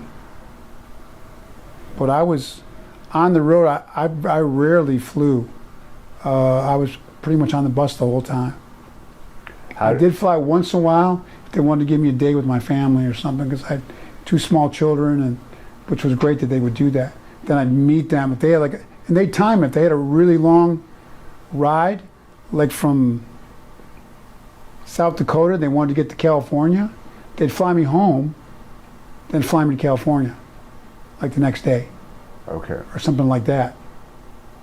But I never requested that. It was something that they wanted to do for me so I could still see my family a little bit. Because they knew that it was a lot. I told you my daily schedule, so Yeah. we're going to give you a day or 2 home with your family. So we're going to fly you from where you're at in Denver home to Atlanta, then we're going to fly you to LA and get back on the bus. But I wouldn't just sit at a hotel and go hop on a bus to go to the appearances and fly everywhere. I was definitely on the bus and go from appearance to appearance all day long in the bus. Spent a lot of time on the bus. Yeah. Definitely. He also mentioned there was a video crew with you on the bus the whole time. Is that accurate? Not the whole time. There was between certain dates if they wanted to get some footage. They want to get some footage of me more just sitting in the bus more than sound bites, really. Okay. More they wanted to get footage. Yeah, because after I heard that, I was wondering, like, maybe in a few years, is there suddenly going to be a video that comes out of everything you did on the bus at that time? But also that would have become a bit annoying to have a crew around you in those close quarters. Yeah, no, we didn't have a full-time crew. I guess they've released some footage of me that they have of the Lex Express that they've released. But the one guy, I was on social media. Only thing I do is Twitter. And guy goes, man, I watched all that footage. You look, I got the feeling you were miserable. I go, I was probably tired. I wasn't miserable at all. Yeah. I go, I was probably tired when they got shots of me in the bus. A lot of times they do that late in the day. I'd been up since 5 in the morning eating breakfast and then doing appearances and signings all day long. So then they'd come in the bus with the camera crew to, let's get some outtakes and reflect on the day. And I was like a zombie. So, but I said, I was probably exhausted. But plus wrestling too, I guess you were probably doing on this tour, right? No, they took me out of the wrestling. Okay. There's no way. I mean, I was literally, I'm not exaggerating. Yeah. I was on the bus doing appearances from, I get up at 5 in the morning and literally till dark. Wow. Maybe run to a gym and get an hour workout. It was literally all day long, every day.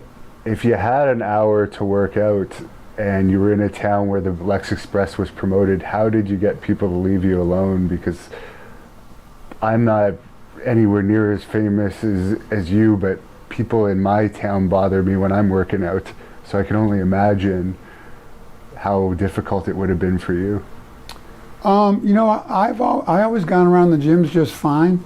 I kind of got myself in the zone. I put a pair of headphones on, and Yeah. there's a kind of like the gym type of more. I don't know if the hardcore is the word, but Gold's Gym's up. The guys are all in the training themselves. So during your workout, they might ask you for something on the way in or way out, or an autograph or a picture or something.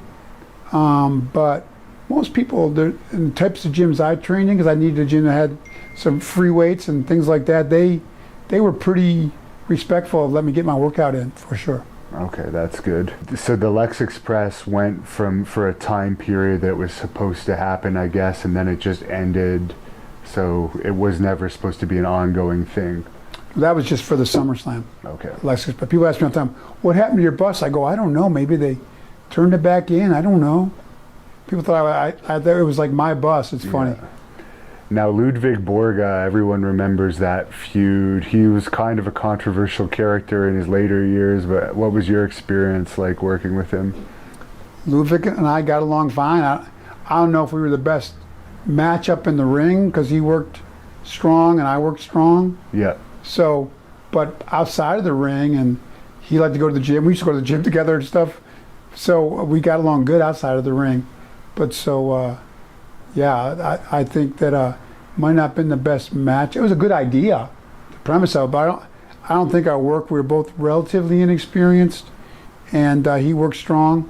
And guys who would put over my strength usually end up being a little bit better match, because one guy's got to highlight the other, kind of. And experience-wise, that was kind of a tough matchup for both of us. But I always got along good, and I liked Ludwig. We always got along well. And what about Tatanka? Oh, he was great to work with. Yeah. Yeah.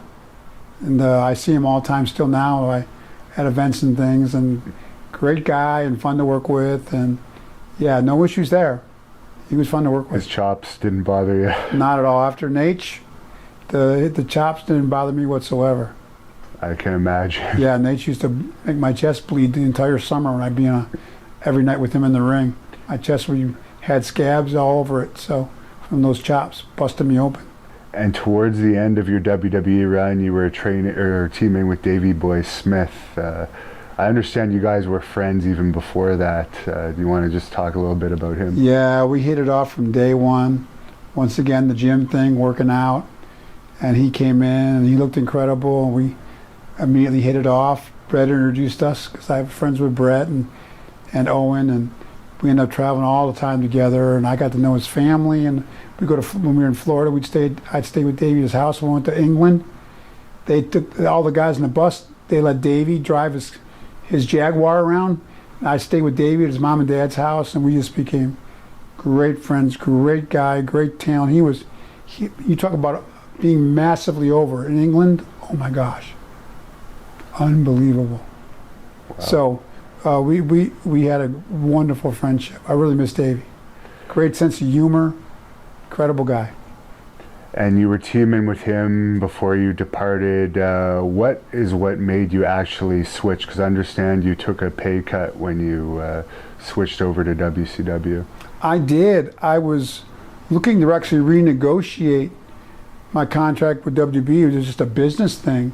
So when your contract runs up WB at the time, you had to give a 90-day notice. Didn't mean you were leaving. Just meant you wanted to redo your deal. You just didn't want to roll over. So I wanted to be able to do maybe some things in the fitness endeavor, because the money back then, it was always good for me. But I thought maybe I could do some things outside of wrestling, workout wise, and make some extra money. Maybe doing commercials. I didn't know, but I wanted the flexibility in my contract. And so I gave my 90-day notice, because I didn't normally do that. But Vince and I were negotiating through it. My 90-day contract ran out, but Vince and I had such a good personal relationship that we went on for months after that. But the lawyers, it wasn't between Vince and I, but the lawyers are working that out, the language in the contract. And it was kind of dragging out a little bit. And I just had a happen chance conversation with Sting. I didn't even know they were going to start a new show. Right. And I told him, and it came up a conversation that my contract was up and I was no longer under contract with WWE. He goes, wait a second, Sting like almost like dropped the phone. You're working at WWE right now and you're not under contract? I go, no, my contract, I gave a 9-day notice and expired a couple months back. He was like, you're kidding me. I go, no. So he called Eric Bischoff and the rest is history. I ended up being the surprise guy on Monday Nitro in Minneapolis. Now, Bruce told a different story, so I just wanted to get your opinion on that. He said that J.J. Dillon was continuously trying to get you to re-sign, and you kept saying you were going to and putting him off. And I guess that's why, in his opinion, J.J. may have had some heat with you after that. But J.J. never mentioned that to me. We're good friends now. We see each other quite often. I'm not aware of that. I did most of my negotiations was through a lawyer. Okay. So if there were, JJ might have had a problem with what was going on in negotiations, because negotiations sometimes can be tenuous and frustrating. Right. I was a little frustrated, but really the opportunity with a new show that I didn't even know about, Monday Nitro, came up all last minute. Right. I'd never planned. I totally planned on re-signing. I wasn't putting anybody off at all. I was planning on re-signing with WWE. Yeah, I just wanted to bring that up because this podcast, I'm surprised you haven't heard about it, but it was all about you. They talked about your career for 70 minutes, I think it was. Okay. I listened to it on the way down. Oh, I got you. But everybody's perspective can be different, right? Yeah. JJ's, he might have been very frustrated with my attorney. Yeah.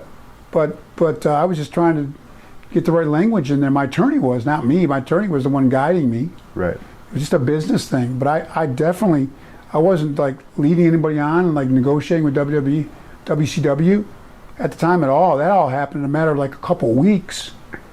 I went from thinking I was going to re-sign with WWE to walking out on Nitro in a matter of like a week and a half.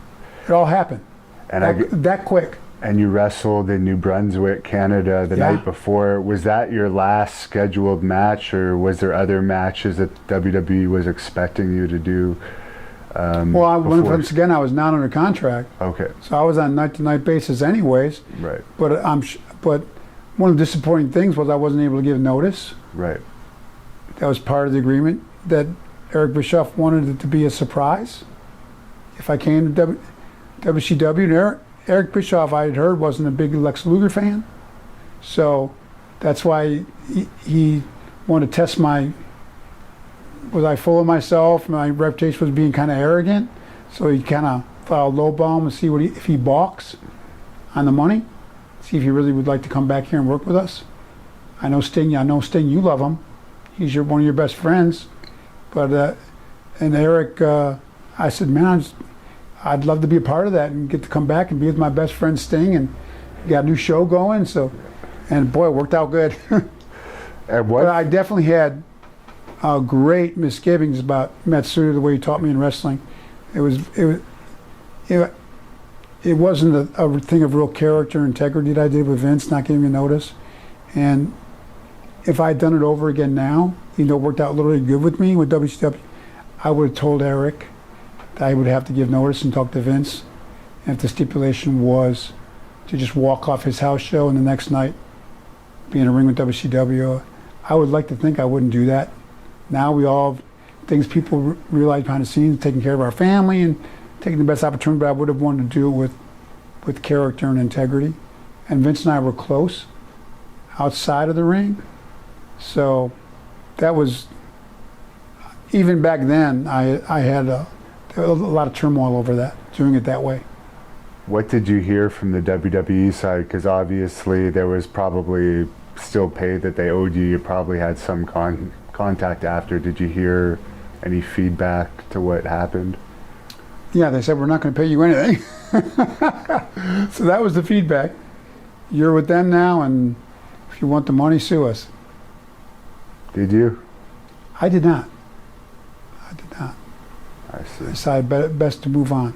I looked into what it would take to try, and to sum it up, it would have been a long line. How much did they owe you? Oh, I don't know. There was some pay-per-view money, and some marketing money, I'm sure. The house show that you just I'd have no idea what that would have added up to. I see. And Bruce... Nothing huge, no huge like sum of money. Okay. Or anything like that.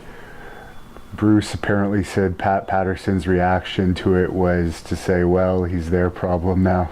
That sounds like Pat. That sounds like Pat. That's good. I like that. Now, what I... That's definitely possible. Pat that sounds like Pat. That's a good one. I had never heard that before. That's good, Devin. I like that. And that sounds like Pat.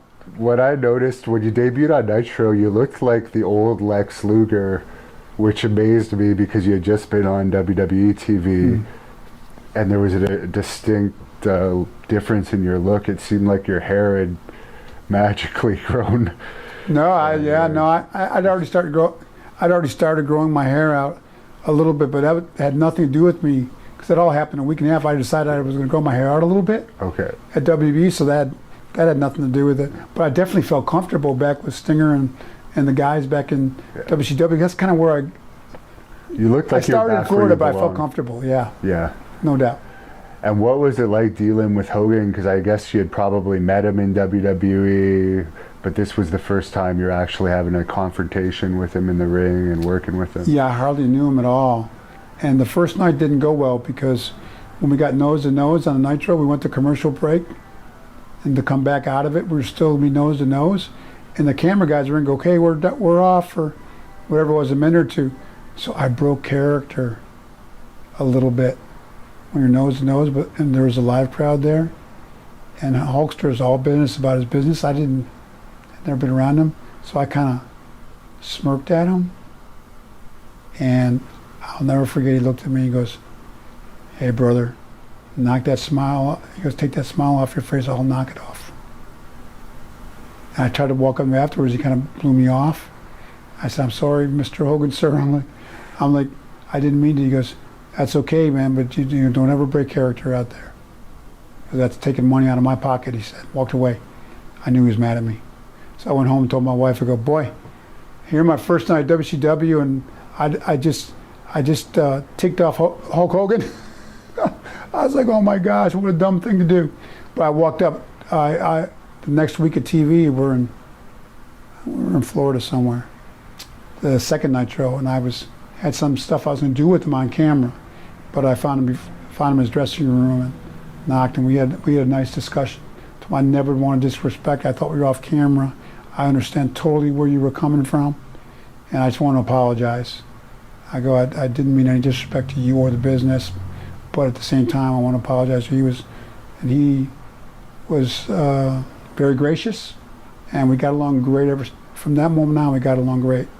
I mean, obviously, he put the belt on me. Yeah, which is what I was in going to ask you '97. So we obviously got along really well outside of the ring, and I had enormous respect for him, obviously, and he had enough respect for me, obviously.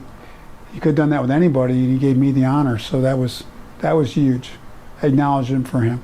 Wow. And were you surprised that night? I understand you found out just before you walked out to the ring that you were going to win the title. I couldn't believe it. We knew that they'd gotten heat, left us laying for like months on end. Once in a while, Sting would come out at the end, but I didn't know that Eric and Hogan talked about we need to give maybe a little bone for the guys we're beating up every week because we're heat. We got lots of heat. Let's give the fans a little bone. So they did that deal with me winning the belt at Nitro, then he'd take it back at the pay-per-view the following weekend. That was the phrase he used. We got to give the fans a little bone. And the fans, man, what a response that night in Detroit. Do it live on a Nitro. Nobody saw that coming. I didn't know till almost right before I went to the ring. So I guess you became friends with Elizabeth because she was brought back to be with Ric Flair at some point in WCW, and you probably had interactions with her. Not a lot. I mean, you got to know, between the crews at those things and the production people and all the wrestlers, and they started bringing a lot of women in. So it would be passing in the hall and hey Liz, I called her Liz, and that was about it. For the first couple of years I was back at least.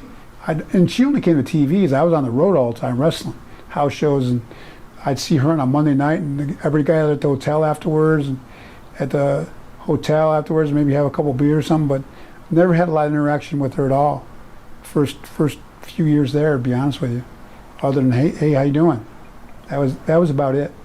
So when did you start developing the relationship? Because obviously you had a family, but you were on the road all the time, and it was a real party atmosphere, from what I understand, in those days. It was, and we I know now that there's no such thing as innocent workplace flirtations, but it started out as that, and it developed. We developed a relationship we didn't think anybody knew, and then we actually got put together to work together, which wasn't my idea, but it was the idea of the booking people, and so now we were together on some house shows as well, and developed in the relationship that we liked hanging out together, and it was like a workplace relationship. I see. So it developed slowly over a period of like a year or so. At what point did it actually start affecting your home life? Well, probably immediately without me even realizing it. But obviously, I was a married man, and she was married at the time. So something neither of us, looking back in retrospect now through different set of eyes, had no business doing, period. But it happened, and I'm sure it affected my home life. She ended up moving to Atlanta, and so things escalated from that point on, especially once WCW got bought out. She was living in Atlanta, and things developed even more along the lines after that. Were you still under contract when it was bought out? Did you have some time left on your contract? I did. I had a couple of years left, full pay, which was probably for me not a good thing. I probably should have stayed busy and wrestled. Too much time and money in my hands at the time. So that's where the drugs and the partying really escalated. I had time off, and so you were didn't have to go to work. And, yeah. And that the drug thing, the pills and the alcohol escalated slowly over a number of years. I never thought I had an issue with it. I thought I was so disciplined in my training and eating and everything in the gym that I don't have any issues with drugs or alcohol. You know what I mean? 'Cause I'm Lex, so it. So. Was it your wife finding out about Elizabeth that ended the marriage, or was it the drug and alcohol issue? Combination of all of those, for sure. Drugs, the alcohol. My wife tried to give me a second and a third chance when she found out about Elizabeth, and I was unrepentant. Did Macho Man ever have any issue with you dating her when you guys were still working for WCW? Never. Macho had a great relationship. He never expressed anything, even a tinge of that around me. We always continued to have a good, jovial, fun friendship inside and outside of the ring. From the way Liz had explained it to me at the time, she had remarried. He had a bunch of girlfriends for years. They had really moved on, both of them. So, yeah, Randy never expressed anything, that he was upset or anything like that. If that's what you mean. Was she already into the pills and stuff before she started dating you, or did you kind of? I get asked that question a lot. I can't speak for her because I wasn't ever really around her much before I met her. So when I met her, she would drink a little bit, and she would, like a lot of people in business, we'd pop a few pills or something once in a while. To what extent she did or didn't prior to, or if she ever had issues with that before she met me, I don't know. So at the time of her passing, were you guys both divorced? I was separated and she was divorced. Okay. And the domestic abuse allegations, right. Did anything really come of that, or what was that all about? Was that just the we had an argument at the townhouse I was at.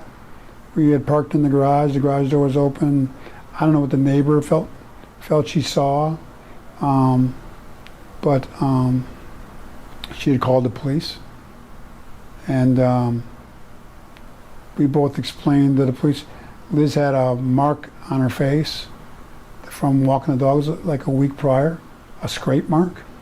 But when the police came, the one police guy, we kind of both felt that he wanted to take me to jail. Liz and I both felt that way, and we both told him that we had 2 dogs, a German Shepherd and a Husky, and they could get frisky with each other, and they wrapped him on her leg. She fell down, had an abrasional mark on her face. Now she'd been crying because we'd argued that night. It wasn't a physical thing, Right. but she was crying. But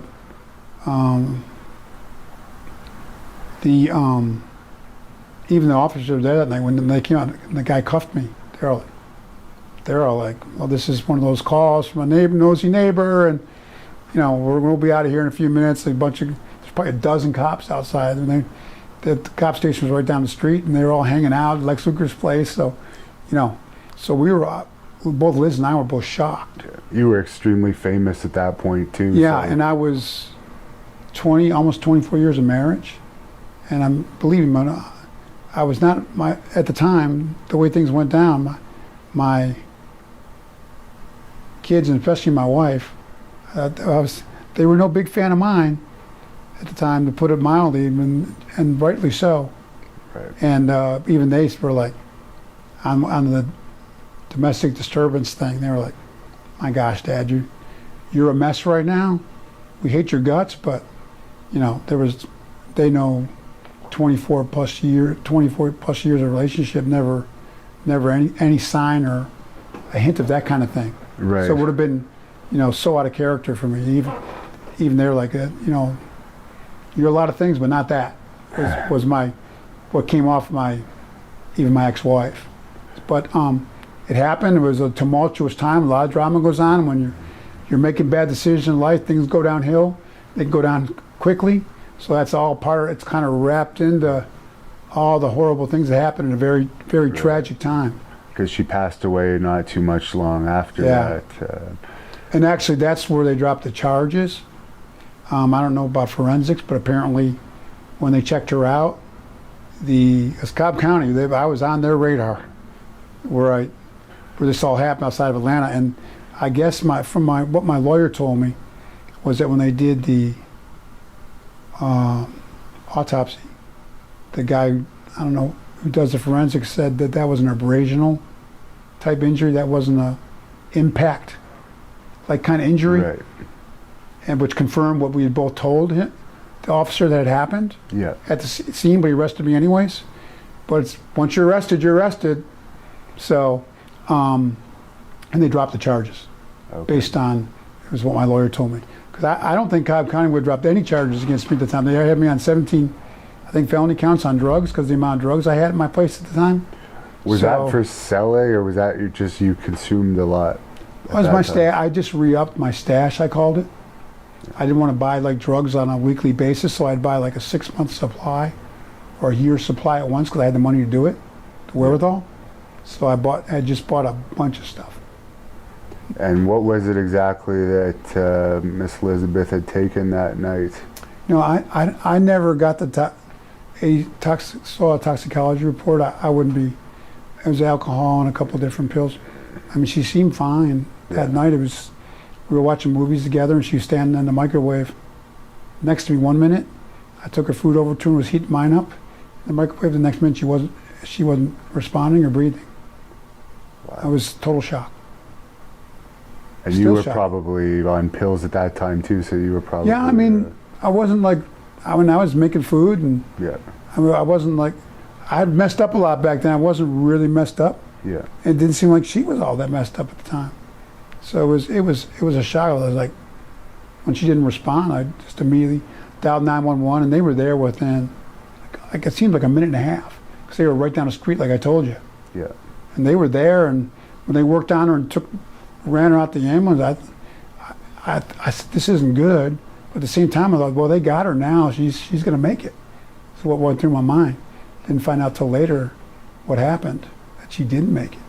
But they rushed her out the paramedics were working on her and rushing her out the ambulance. I thought, we always think we're going to make it, right? But might speak to youngsters now, so if I tell them, you just never know. Yeah. One night, too much of a certain thing, or your body responds different. Drugs are Russian roulette. Yeah.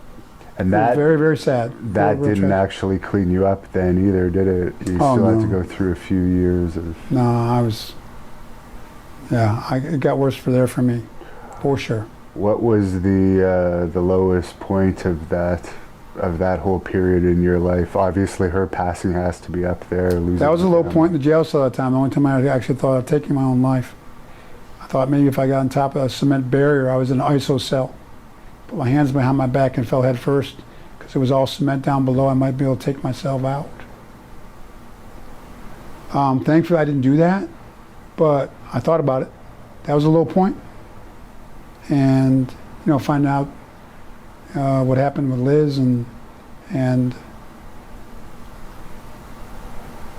up on 17 felony counts, and it was like I felt a lot of weight on me. Yeah. A lot of darkness that night, but I had a lot of dark times. I'm a living, breathing miracle of God to still be alive. The next few years, it went from bad to worse with drugs and alcohol, and one bad decision after another, for sure.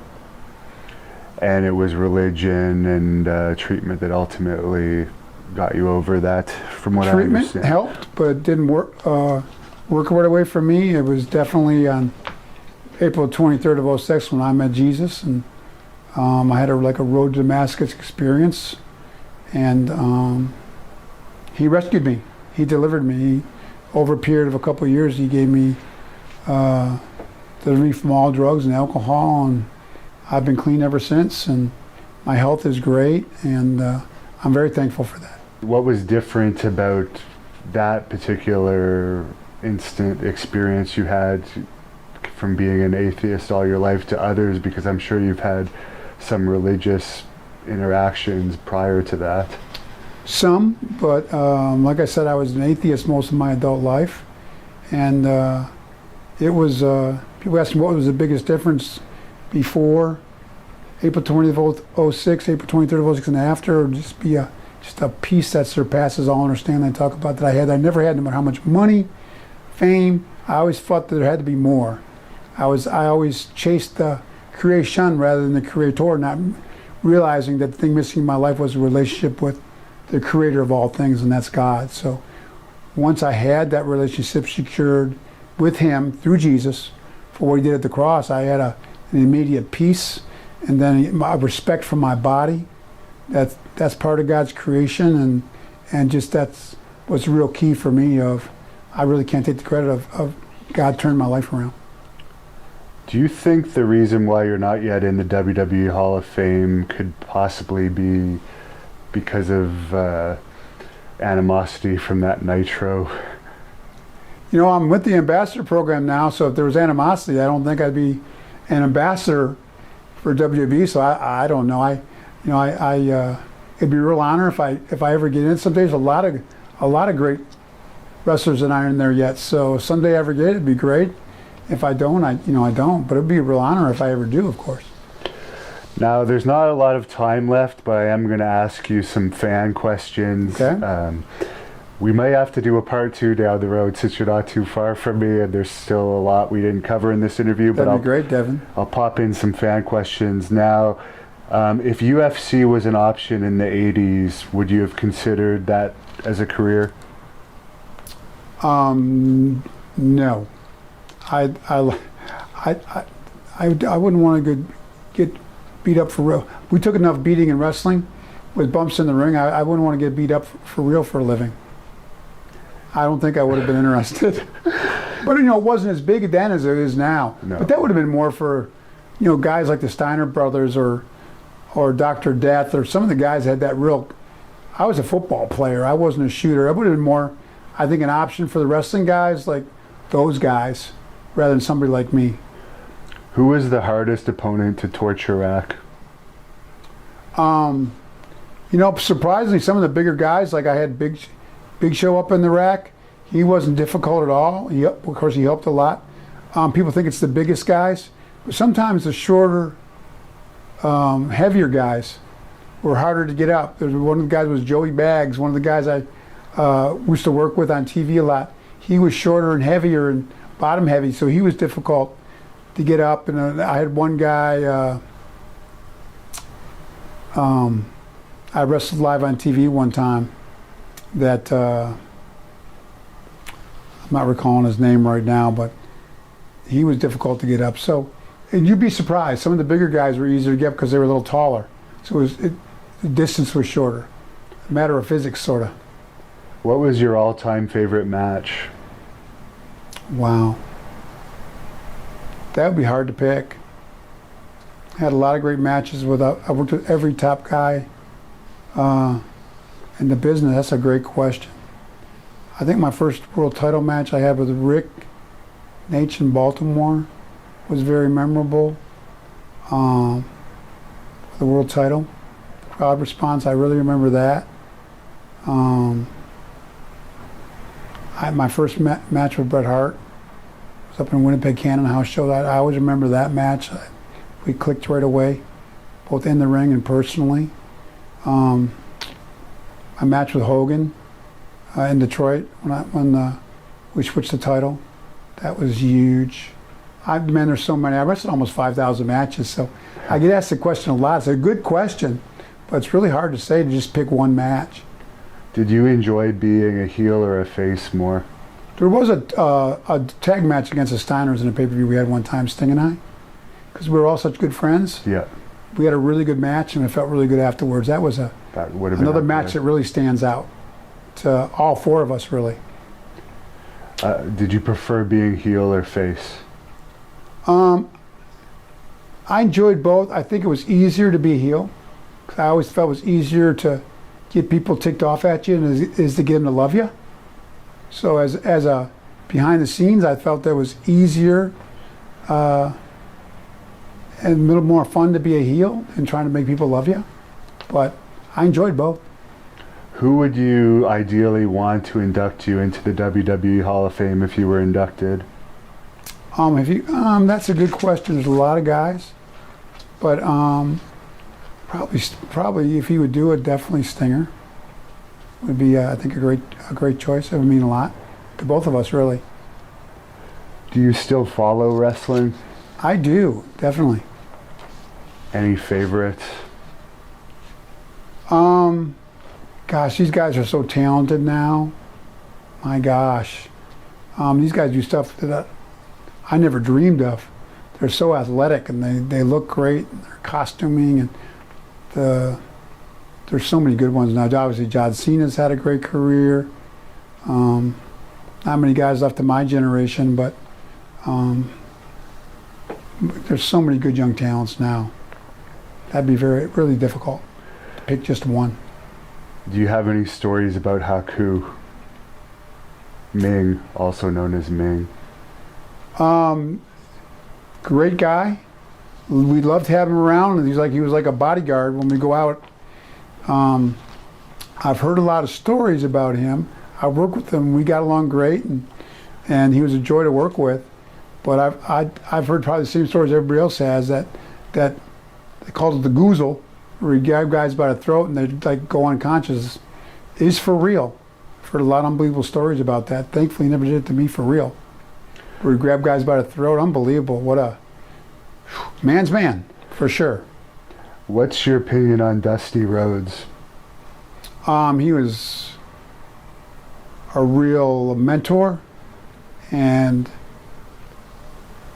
he gave me my finish, my character when I came to WCW, the backbreaker. Spent a lot of time with me on interviewing and just I have a debt of gratitude to him. He's mentored a lot of guys, and a real credit to the industry for sure. Why was your TNA run so short? Did that have to do with your injury or other reasons? TNA, at that time in my life, I had a lot of other stuff that we prior talked about. My mind wasn't really on wrestling at that point. It was on staying alive at the time. I was in a life and death struggle with drugs and alcohol. Did you ever try to get back in with WWE before WCW closed? Any like contract negotiations during that period? No, one time I left back in '95. Yeah. When we got bought out, my contract was for 2 more years, guaranteed. So we never had any discussions. But then obviously my life had completely fallen apart. I wasn't even, to be honest with you, thinking about wrestling at that point. What's your opinion as a Christian on how Ric Flair lived his personal life?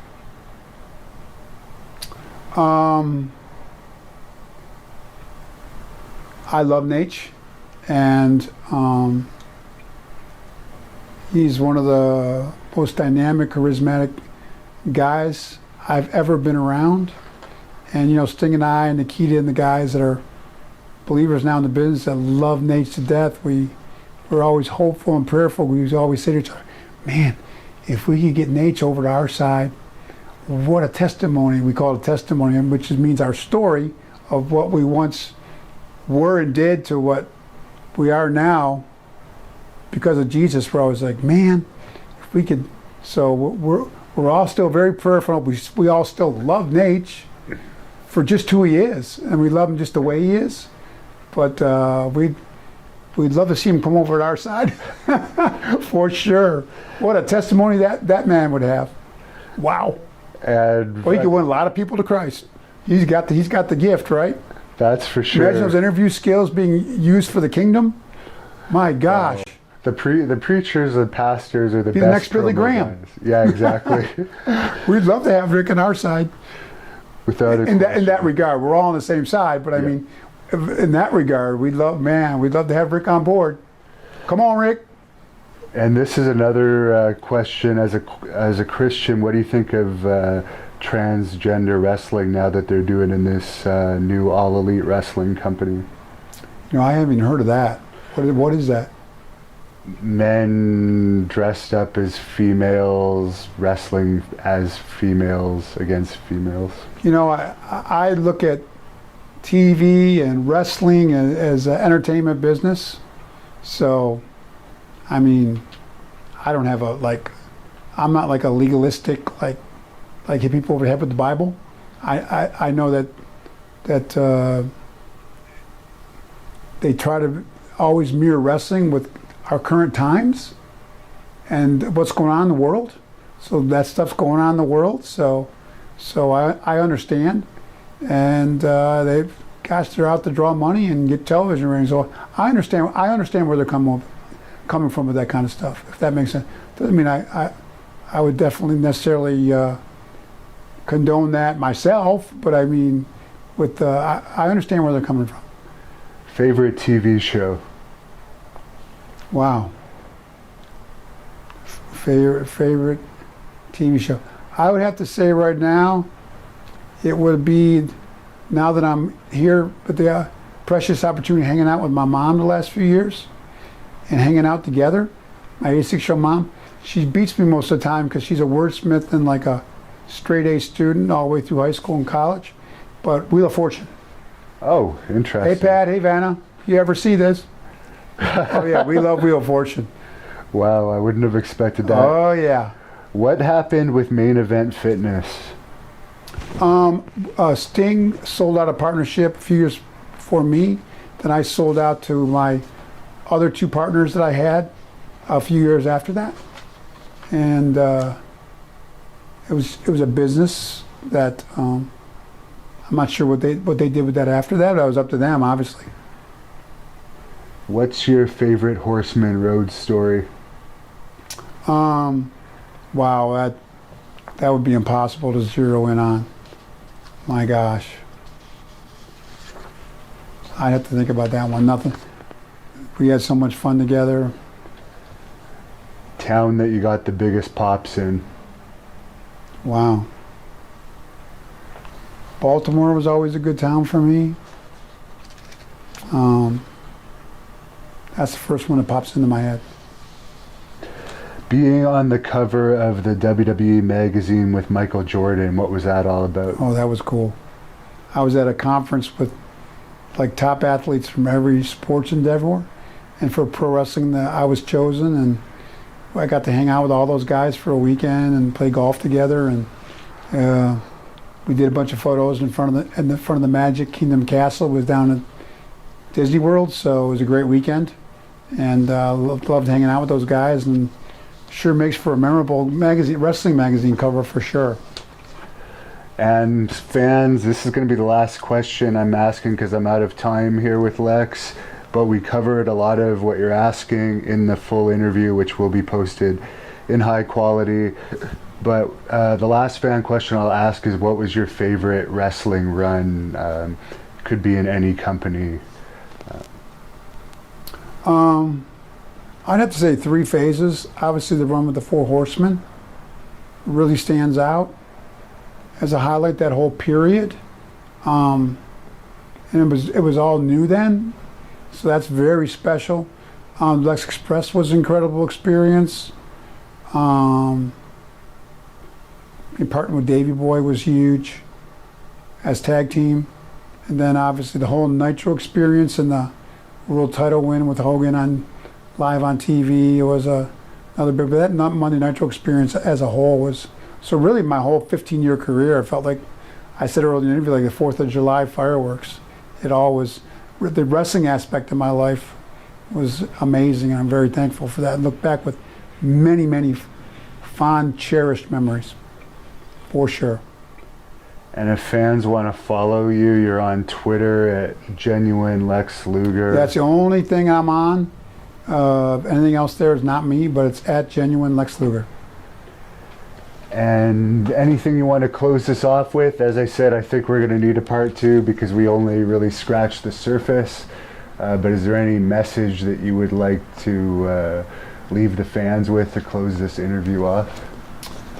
Not other than, I look back at my career when I got into wrestling, not really knowing wrestling. Sometimes I thought you, the fans, were like crazy.